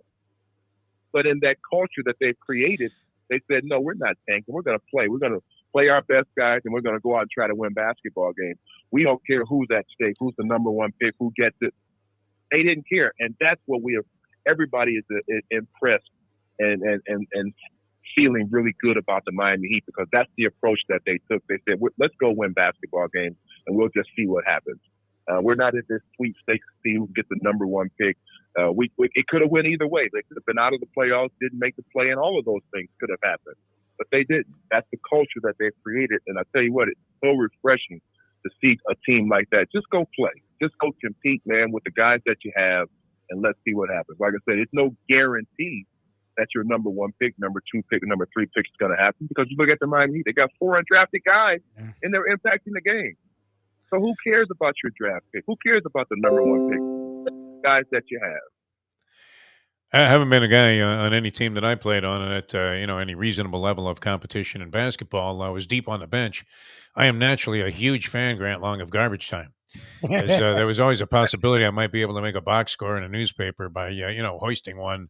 We didn't have 3-point shots back then, but that garbage time yesterday, which began in the fourth quarter when everybody got pulled.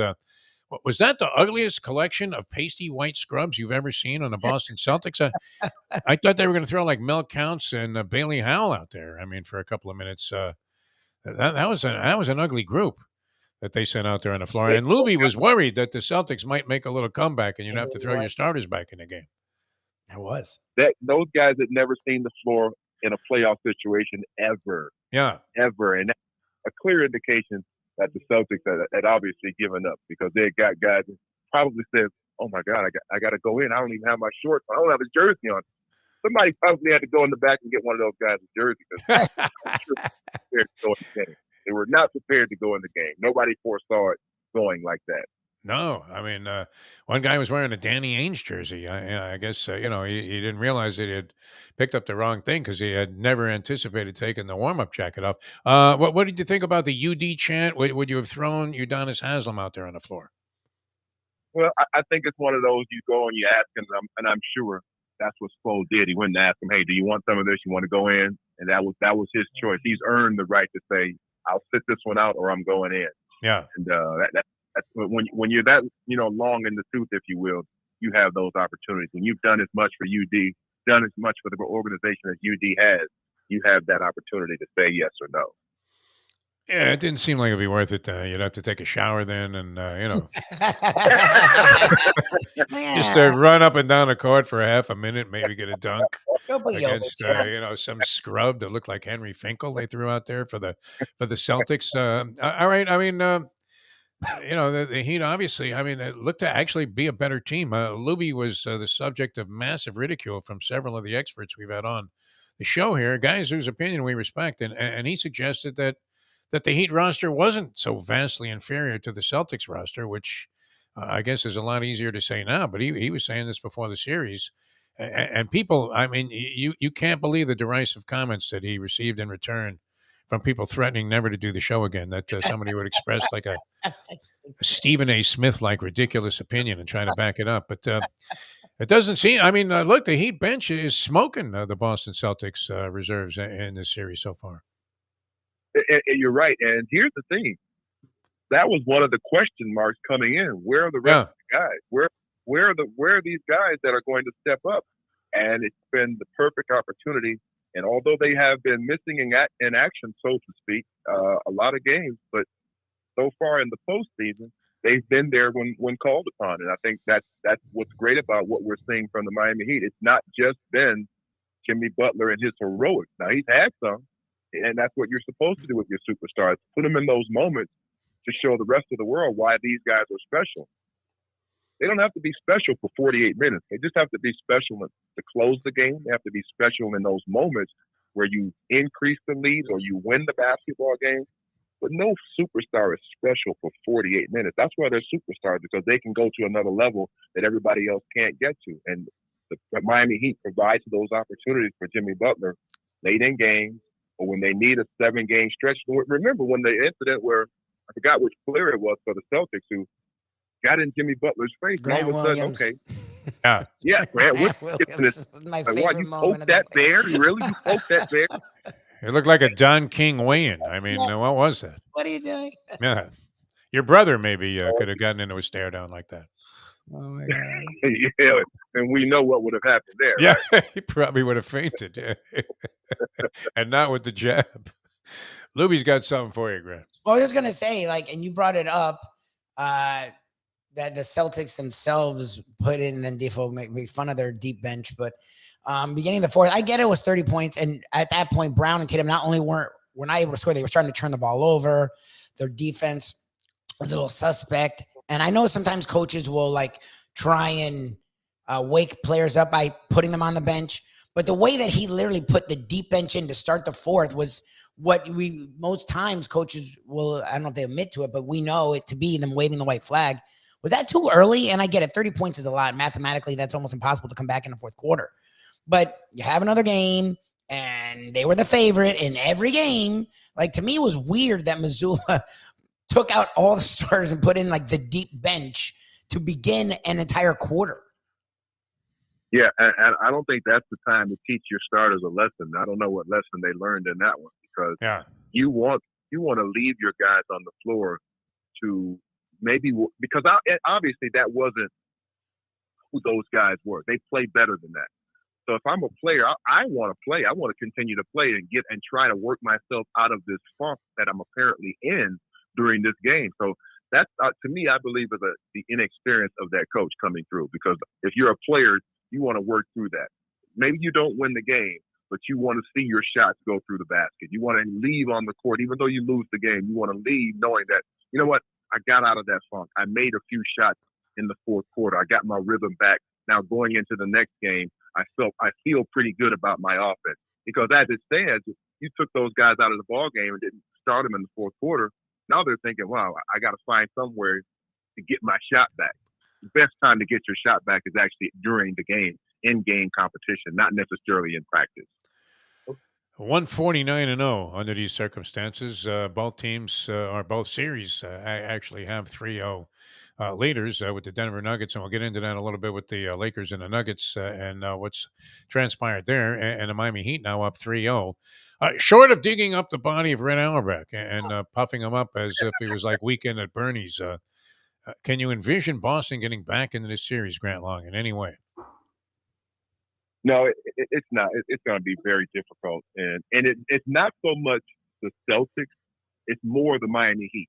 Yeah, they won't get to it because they know how difficult it is, and if it was another team, I might even lean toward it. But I know the Miami Heat and the culture that they've created. I know Pat Riley. I know Eric Spoelstra, and they've been there before. Not necessarily 3-1 or 3-0 lead, but they've been in this playoff situation before, and they understand how difficult it is to close out a team. They know how difficult it is to get wins, particularly in the postseason.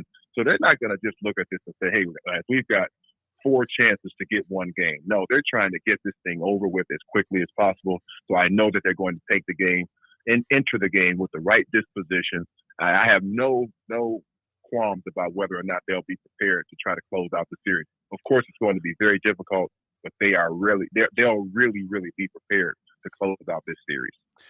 We're just hoping to dig all the bodies out of Biscayne Bay, the Celtic bodies that are now floating face down in Biscayne Bay, Grant Long, which, they ran them right out of the building there and into the backyard. That was pretty incredible. I don't know that anybody could have anticipated that. And the national media continues to, they were in shock, even during the ball game, as the Celtics were trailing badly and looking like they were playing clown ball. You had the announcing crew was sitting, oh, well, you know what? It's only a matter of time before they turn it on, and it's too good of a team. You're like, you got to be kidding me, man. This team is getting smoked. All right. I had a little bit of hope. I was telling Lubie all season, Grant Long, not to sleep on the Lakers. And, the Lakers get by Memphis, maybe some circumstances there, kind of helped them out a little bit, intangible stuff like the Jean Morant. Well, he was injured also, partially in that series, even though he did play. They come back. They beat Golden State. That was a weird series where they were trading blowouts, Golden State and the Lakers. And then I gave him a shot against Denver, but Denver's proving to be a little bit too good, and probably, I don't know, is it fair to say that they appear to be the best of the teams that are left in the postseason right now, with Boston and both LA hanging by a thread?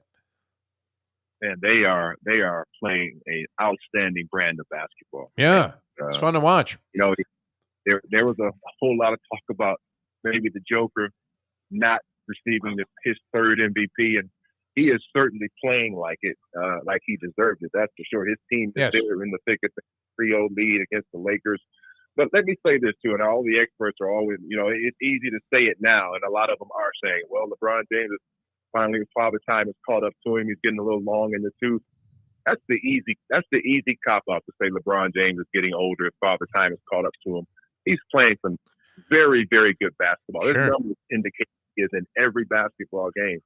Simply put, it's like you said, Defo, Denver just may be the best basketball team playing right now, and the Lakers ran into them. It's simply put, it's not anything a knock against LeBron that he's too old to be playing. His numbers are great. They are just a better team, and I'll even go out on a limb here. I'll be out on that limb by myself, that I say the Lakers possibly get 2 games out of this. Now, remember I said it.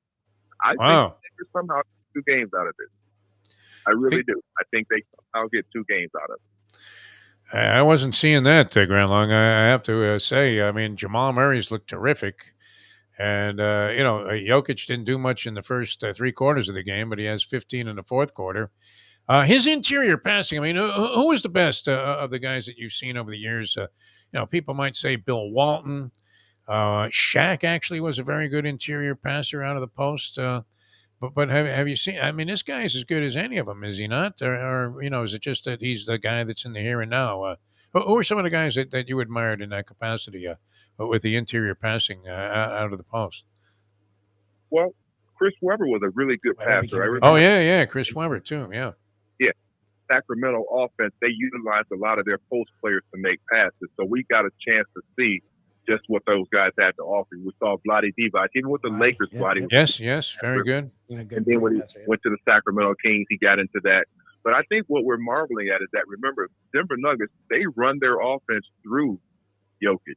But the reason is because he makes great decisions with the basketball, and that's what we're seeing. He does make some very, very good passes and some timely passes, but his decision-making, to me, is what I marvel at, because he always makes the right decision, almost like a quarterback where he does his check down. Okay, this guy's not open, that guy's not open. Let me go deeper, let me throw underneath the coverage. That's where Jokic is. He reads the defense very well, and he makes the appropriate pass. And I think that's where we're seeing, that's what I marvel at. Again, his decisions with the basketball, because just about every possession, he's got the ball in his hands to make a decision. And more times than not, he makes the right decision. So the onlookers are saying, oh, what a great pass, what a great pass. I'm saying the decision to make that pass versus another one that may not get to a teammate or might go out of bounds, that's what I look at and say, wow, that's impressive, because he always seems to make the right decision where the pass should go. Their ability to, score in spurts also, when it seems like they're finally back on the ropes a little bit, has been pretty impressive all throughout. And you could speak to, I mean, how much of a differential is it when you're a road team in Denver, Grant Long? I mean, at what point do you start to feel like you need, life support? Yeah, the mountain air is up there. That's for sure. It does have an effect for you. If you're in that city for a while, remember I think it's right there in the building that you're a mile above sea level. Yeah. So that does play a part if you're there for a while, and sometimes it can just be in your head. But again, with the Denver Nuggets, I think you touched on it, Defo. Murray, the game before the game 2, I believe. Yeah, he had an outstanding fourth quarter. Yes. Half. And then he followed it up with 30 points in the first half in the next game. Yep. It's been brilliant. He's on a roll. You can't defend that kind of stuff. And then, like you said, he got 30 points in the first half, and the Joker closed it out with his impact in the fourth quarter. So they're playing in sync. They're playing in unison. Remember, in that instance, Jokic is like Jimmy Butler. He's like, okay, Murray, you got it. You go do your thing. I'll find a way to impact the game. And it was the fourth quarter for the Joker that he impacted the game. The other guys on that Denver Nuggets team, much like the Miami Heat team, they understand that they are empowered as well. Go get your offense. Don't rely so much on your premier player and Jokic, your superstar. He'll find a way to get himself in the game, and he does. Yeah, they have enough tough guys in there to mix it up. So, well-balanced team that's playing at a very high level right now. All right, let's do a little premature evaluation. Both teams up 3-0. Nobody's ever come back from a 3-0 deficit, so let's assume that they both move on. How would you size up a matchup of the current Heat, the way they're playing, and the Denver Nuggets? What kind of chance would you give to the Miami Heat? Certainly, I would imagine more than the 3% that ESPN gave them to beat the Celtics in this series. What numbers were they looking at? I mean, what kind of analytics went into that? I would hate to think that's the future of artificial intelligence if they came up with a ratio like that. But what kind of matchup do you think this would be, Denver and the Miami Heat?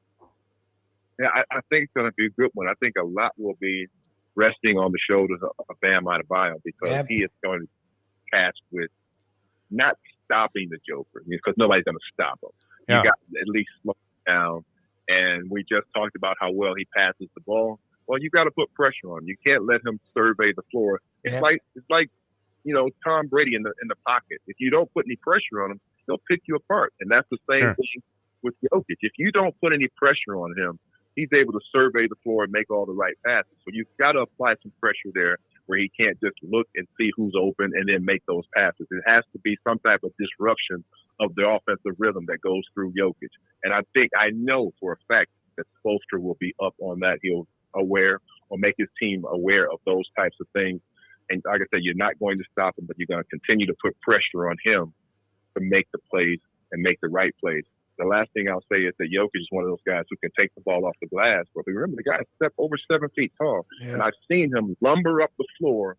They say it's a fast break. Well, he's walking the ball up the floor. Yes. Fast break. He does a fast break. That is fast for him, yes.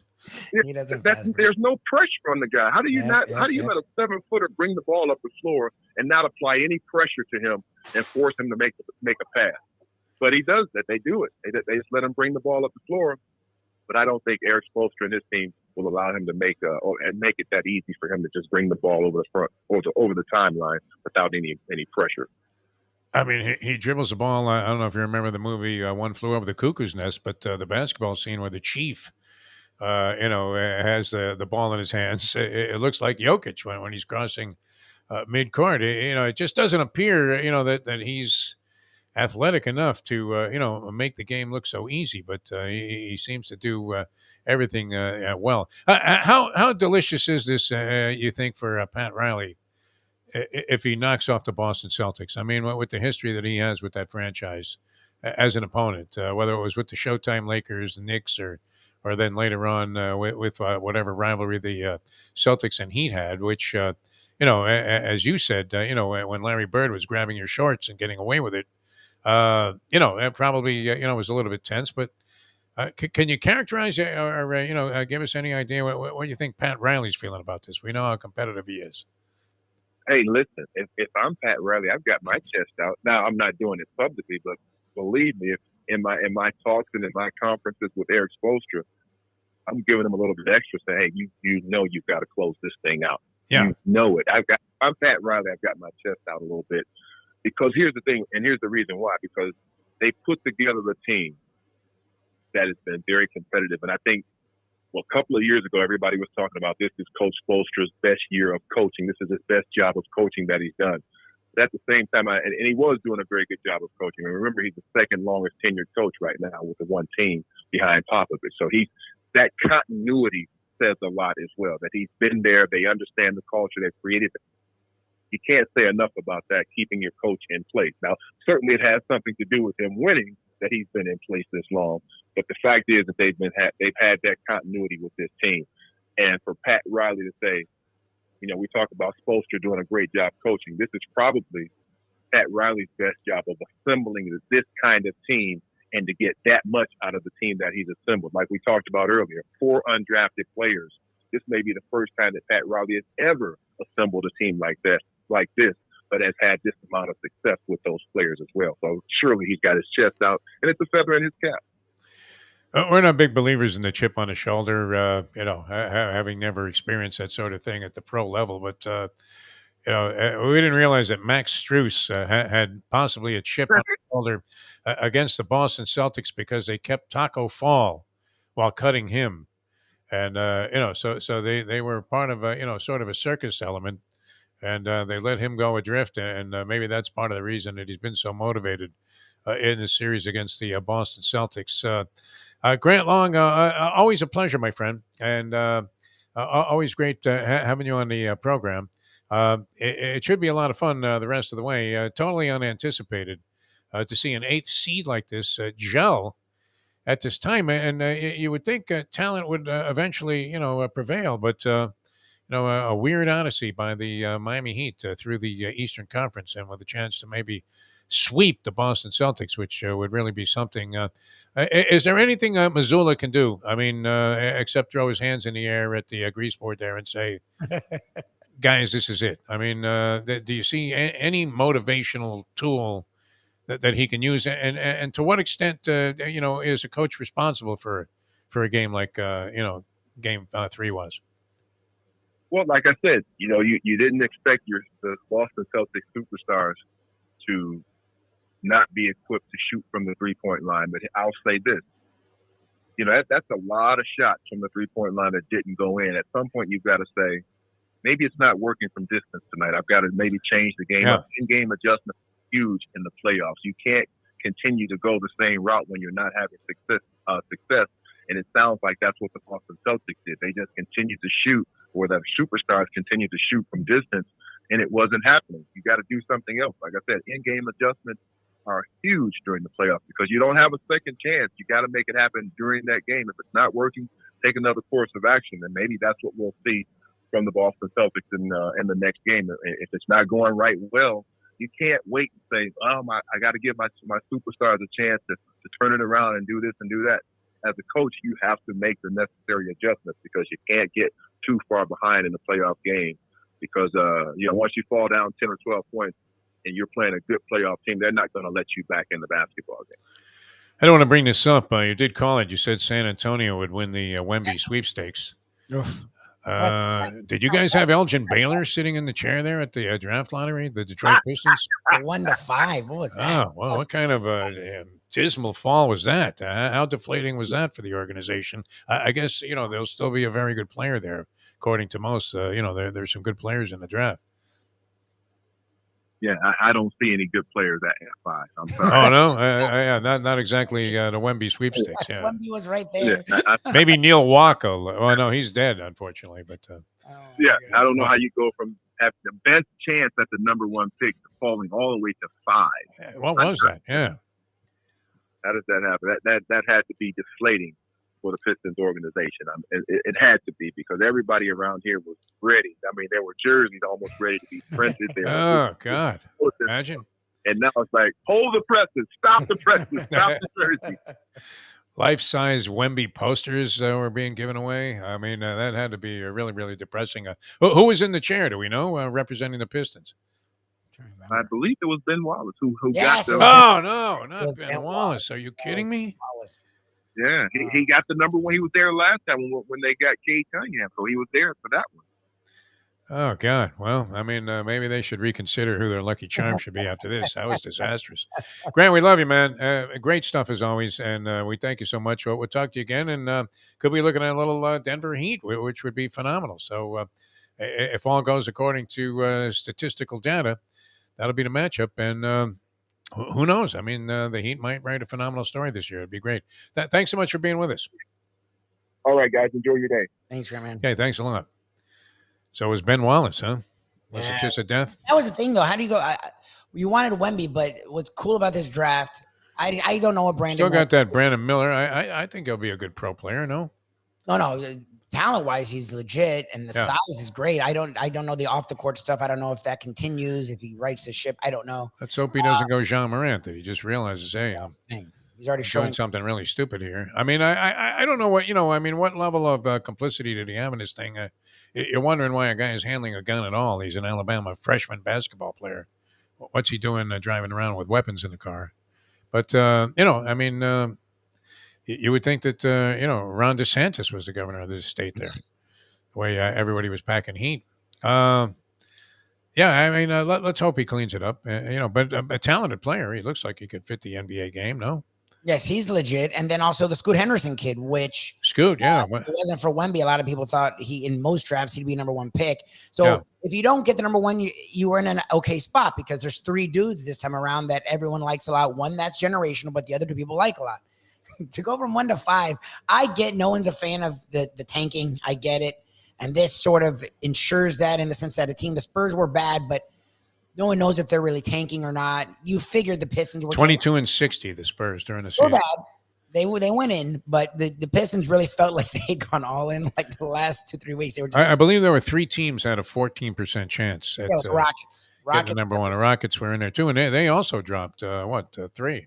I think they went to 3. But that's the thing, to go from 1 to 5, it was like, okay. I mean, I couldn't believe it, yeah, because normally you're lucky if you get 3 guys that are sort of considered to be obvious impact players. Although what we're seeing is you can't necessarily say that you're going to build a franchise around Gabe Vincent.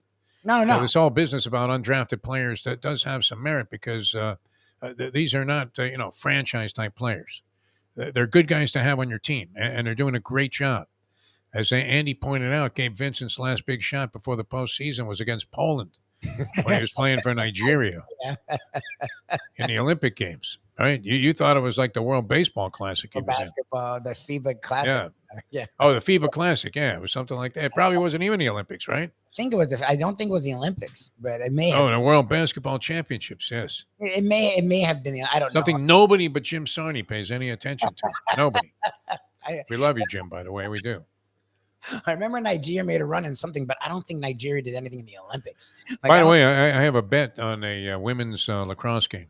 Oh, Jesus. With Leslie Visser. Dinner, is on the line here as BC takes on Syracuse. Oh, Jesus. So I thought the game was already played. I was trying to get a result from Sarney. He said it's not till this Friday.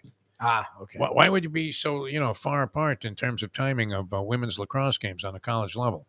Because they have finals, Lubie. They take it seriously. Cavender twins, by the way, already Glamour Pusses. They were at the Preakness being interviewed as part of their promotional tour for the WWE. Yeah, they've got a huge deal with the WWE. That's quite a transition, is it not? When college basketball players, which they had a little game. The one girl was actually pretty functional for the University of Miami. I mean, she was like a catalyst, but not necessarily. She had a big 3-pointer at a critical time as the Lady Canes were trying to get out of the Sweet 16. So she was a functional player, and the other one didn't play as much. Hot babes, no question, right? Both 5'6", are very attractive women. But on the Preakness, that was like having Johnny Weir, in front of. What was the connection there? The Cavender twins. I have no idea. Like, I'm not gonna lie, I have no idea. Does McMahon own horse racing now too? Unbelievable. So he got the promotional move there because they were in the jocks room, taking a look and trying to pick the winner by the color of the silks, which would have been about as good a method as what we had used. Although my man Piscataway Ray and I, we were on the winner. We tried to connect that with the Black-Eyed Susan Preakness double. Okay. And while we did not play the favorite in either race, we didn't like Mage to win the race in the Preakness, and we did not like this Baffert 6-5 shot that was in the Black-Eyed Susan, but we whiffed. We didn't go deep enough, otherwise we might have cashed a decent ticket there. But there wasn't a lot of way, there weren't a lot of ways to make money on the Preakness. You would have had to just hammer the superfecta. Yeah, it was 8 horses. 7. Oh, it went down to 7. Oh, Jesus. Yeah. I mean, are you kidding me? What are you going to do? 7 horses, and, it was pretty much chalk, because it was the top 3 choices. Ran 1, 2, 3. That Blazing Sevens became the third choice. Mage was the favorite, and National Treasure, I guess, paid $7 or something like that.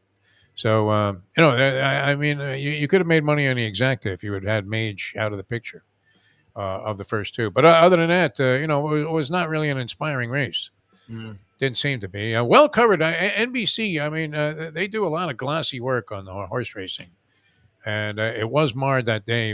They weren't on the air yet when that Baffert horse broke down. But that's still, I still have a very ugly vision of that. That was hard to watch because the horse tried to continue. Oh, my God, look me. My heart be still. It was awful. And then it became a little bit harder to enjoy the Preakness and just blow that off. So, that was very unfortunate. Weird thing. I mean, that's one of the weird angles in sports, if you're doing any kind of sports coverage where and I had this with my buddy, Albert Davila, that I've talked about many times, where his greatest moment of triumph, what was also his biggest moment of tragedy in the ring, where he wins a championship and the opponent ends up going into a coma and eventually ended up passing away and never recovered. So, you have this thrill of victory and literally you like the agony of it as well. And that was, you could see, I mean, Baffert was just distraught. He's a weird sort anyway. I'm not sure that he's well grounded at this point, no? You think it's gotten to him? You think he's been shooting sublimes or something himself? Just figures, hey, let's see, it works for these horses. Like it became like the island of Dr. Moreau, or he's inventing some weird serum and all of a sudden it goes haywire. What do you think? I wouldn't put it past him. The fact that he got caught and they actually hammered him with something he probably never suspected. Friggin' Baffert. When those syringes fell out of his Jill Baffert's purse when we were at the restaurant, she was waiting for the car there in Encinitas. That might have been a giveaway, that something was up. All right, so it's on to the Belmont in 3 weeks. With no Triple Crown possibility in the sport of horse racing. Is that it, Lubie? We're out of it? Are you kidding me? Am I seeing this right? Yeah. I'm ready. Yeah, I mean, it's 9, actually. Wow. Oh, okay. We're not even early at this point. Very good. The Koepka thing was kind of interesting. Not much said about the Live Tour. You're not hearing a lot of disparaging remarks today. Whatever. By the PGA players about what scabs and ugliness comes from the Live Tour. And the Michael Block story was great. Scotty Scheffler always there knocking on the door. Congrats to the professor and our good friend Big Rich, cashing on Brooks Koepka at 20-1. Nice. That's a nice price, man. I mean, that really is. And a guy that had a legitimate chance to do it, unbelievable. Yeah, 20-1. So what? Your stick gets you back $2,000 on that. That's great. Good for them. See, you don't have to hit that often in golf because you're getting a price. I mean, even if you had Scheffler, he was 7-1. So if you would hit with that, which you didn't, but you could be wrong 6 more times before. Well, you kind of need to spread it around a little bit, don't you? If you're going to try to pick a golf winner in a tournament like that, to have just one guy. I thought the professor also had Victor Hovland. I don't know. I know he's had him in the past. You have to see this shot that buried Hovland, literally buried him. And you can't even imagine, it was one of those things like, where you used to go out and play and you would hear the sound of the ball hitting the club and then you would hear it thwack. And you're like, whoa, I mean, where is a tree that close that it could have made that sound? It's almost impossible. It's defying all aerodynamic law that you've hit the ball that far to the right. And it literally was buried right in the edge of the bunker. Buried. Like not even, no lift to it whatsoever. Just shanked it. That's crazy. And another guy had done the exact same thing the day before. So you figured that would be the last thing this guy would do, that he had seen that and thought, wow, I got to get out of this trap here. And that was it. That was his undoing. Otherwise, he might have won the tournament. So very exciting stuff all the way through. All right, go Cats tonight. The Florida Panthers. Bobrovsky, can he continue to do this? When does he fall apart, Lubie? When does he snap back into the reality, the funk that he was in? No idea. Never? That's fear, so we'll see. I'm crossing my fingers. Yeah, let's go Cats. Orishnikov on skates, as Tessler put it. That was great. I mean, literally, a gymnastic freak, like a human Gumby in there. He's been incredible. So we'll see if they can do it again tonight. It'd be nice to get one that wasn't a complete nail-biter, too, like a nice, easy 5-2 victory, up 3-1 early. That'd be terrific. Maybe take a 2-0 lead. Okay, you got to go, Lubie. So, we're going to run. And I will see you later on from Temple Street Eatery. Temple Street That's Eatery. Out there at 12 o'clock. Mike Mayo's Cato Lunchbox. He says he's lost 3 pounds since he bought the scale like 1 day ago. I don't know. I mean, I hope. Yeah. I mean, look, I wish him nothing but success with this thing. I really do. He gets on these bizarre kicks. This kid, it's incredible. Some kind of weird thing working subliminally in his head. Is there not? I'm not sure exactly what triggers this. We'll find out more about it though. As he'll be eating what? He'll be eating with his hands. I hope. With his hands, he said. Okay, good. All right, that I would like to see. I will see you there. It's worth the drive for me just to see, just to be on set for that. We'll see you at 12 o'clock. Mike Mayo's Lunchbox here on South Florida Live and Let's Eat South Florida page on Facebook. And thanks for tuning in, everybody. Our thanks to Grant Long, Brett Tessler for joining us. We'll do it again tomorrow. And, just another great Peel Yourself Off the Mat Monday. Up late again tonight watching the Cats. And let's hope they go up 3-0 on the Hurricanes. That would be dynamite. Testing 2 championships in the same year would be amazing. And we'll see you tomorrow to talk about that as we leave you. Now that The time. it's 9:01. Let's go to eat a damn snack. Look what they done to my soul.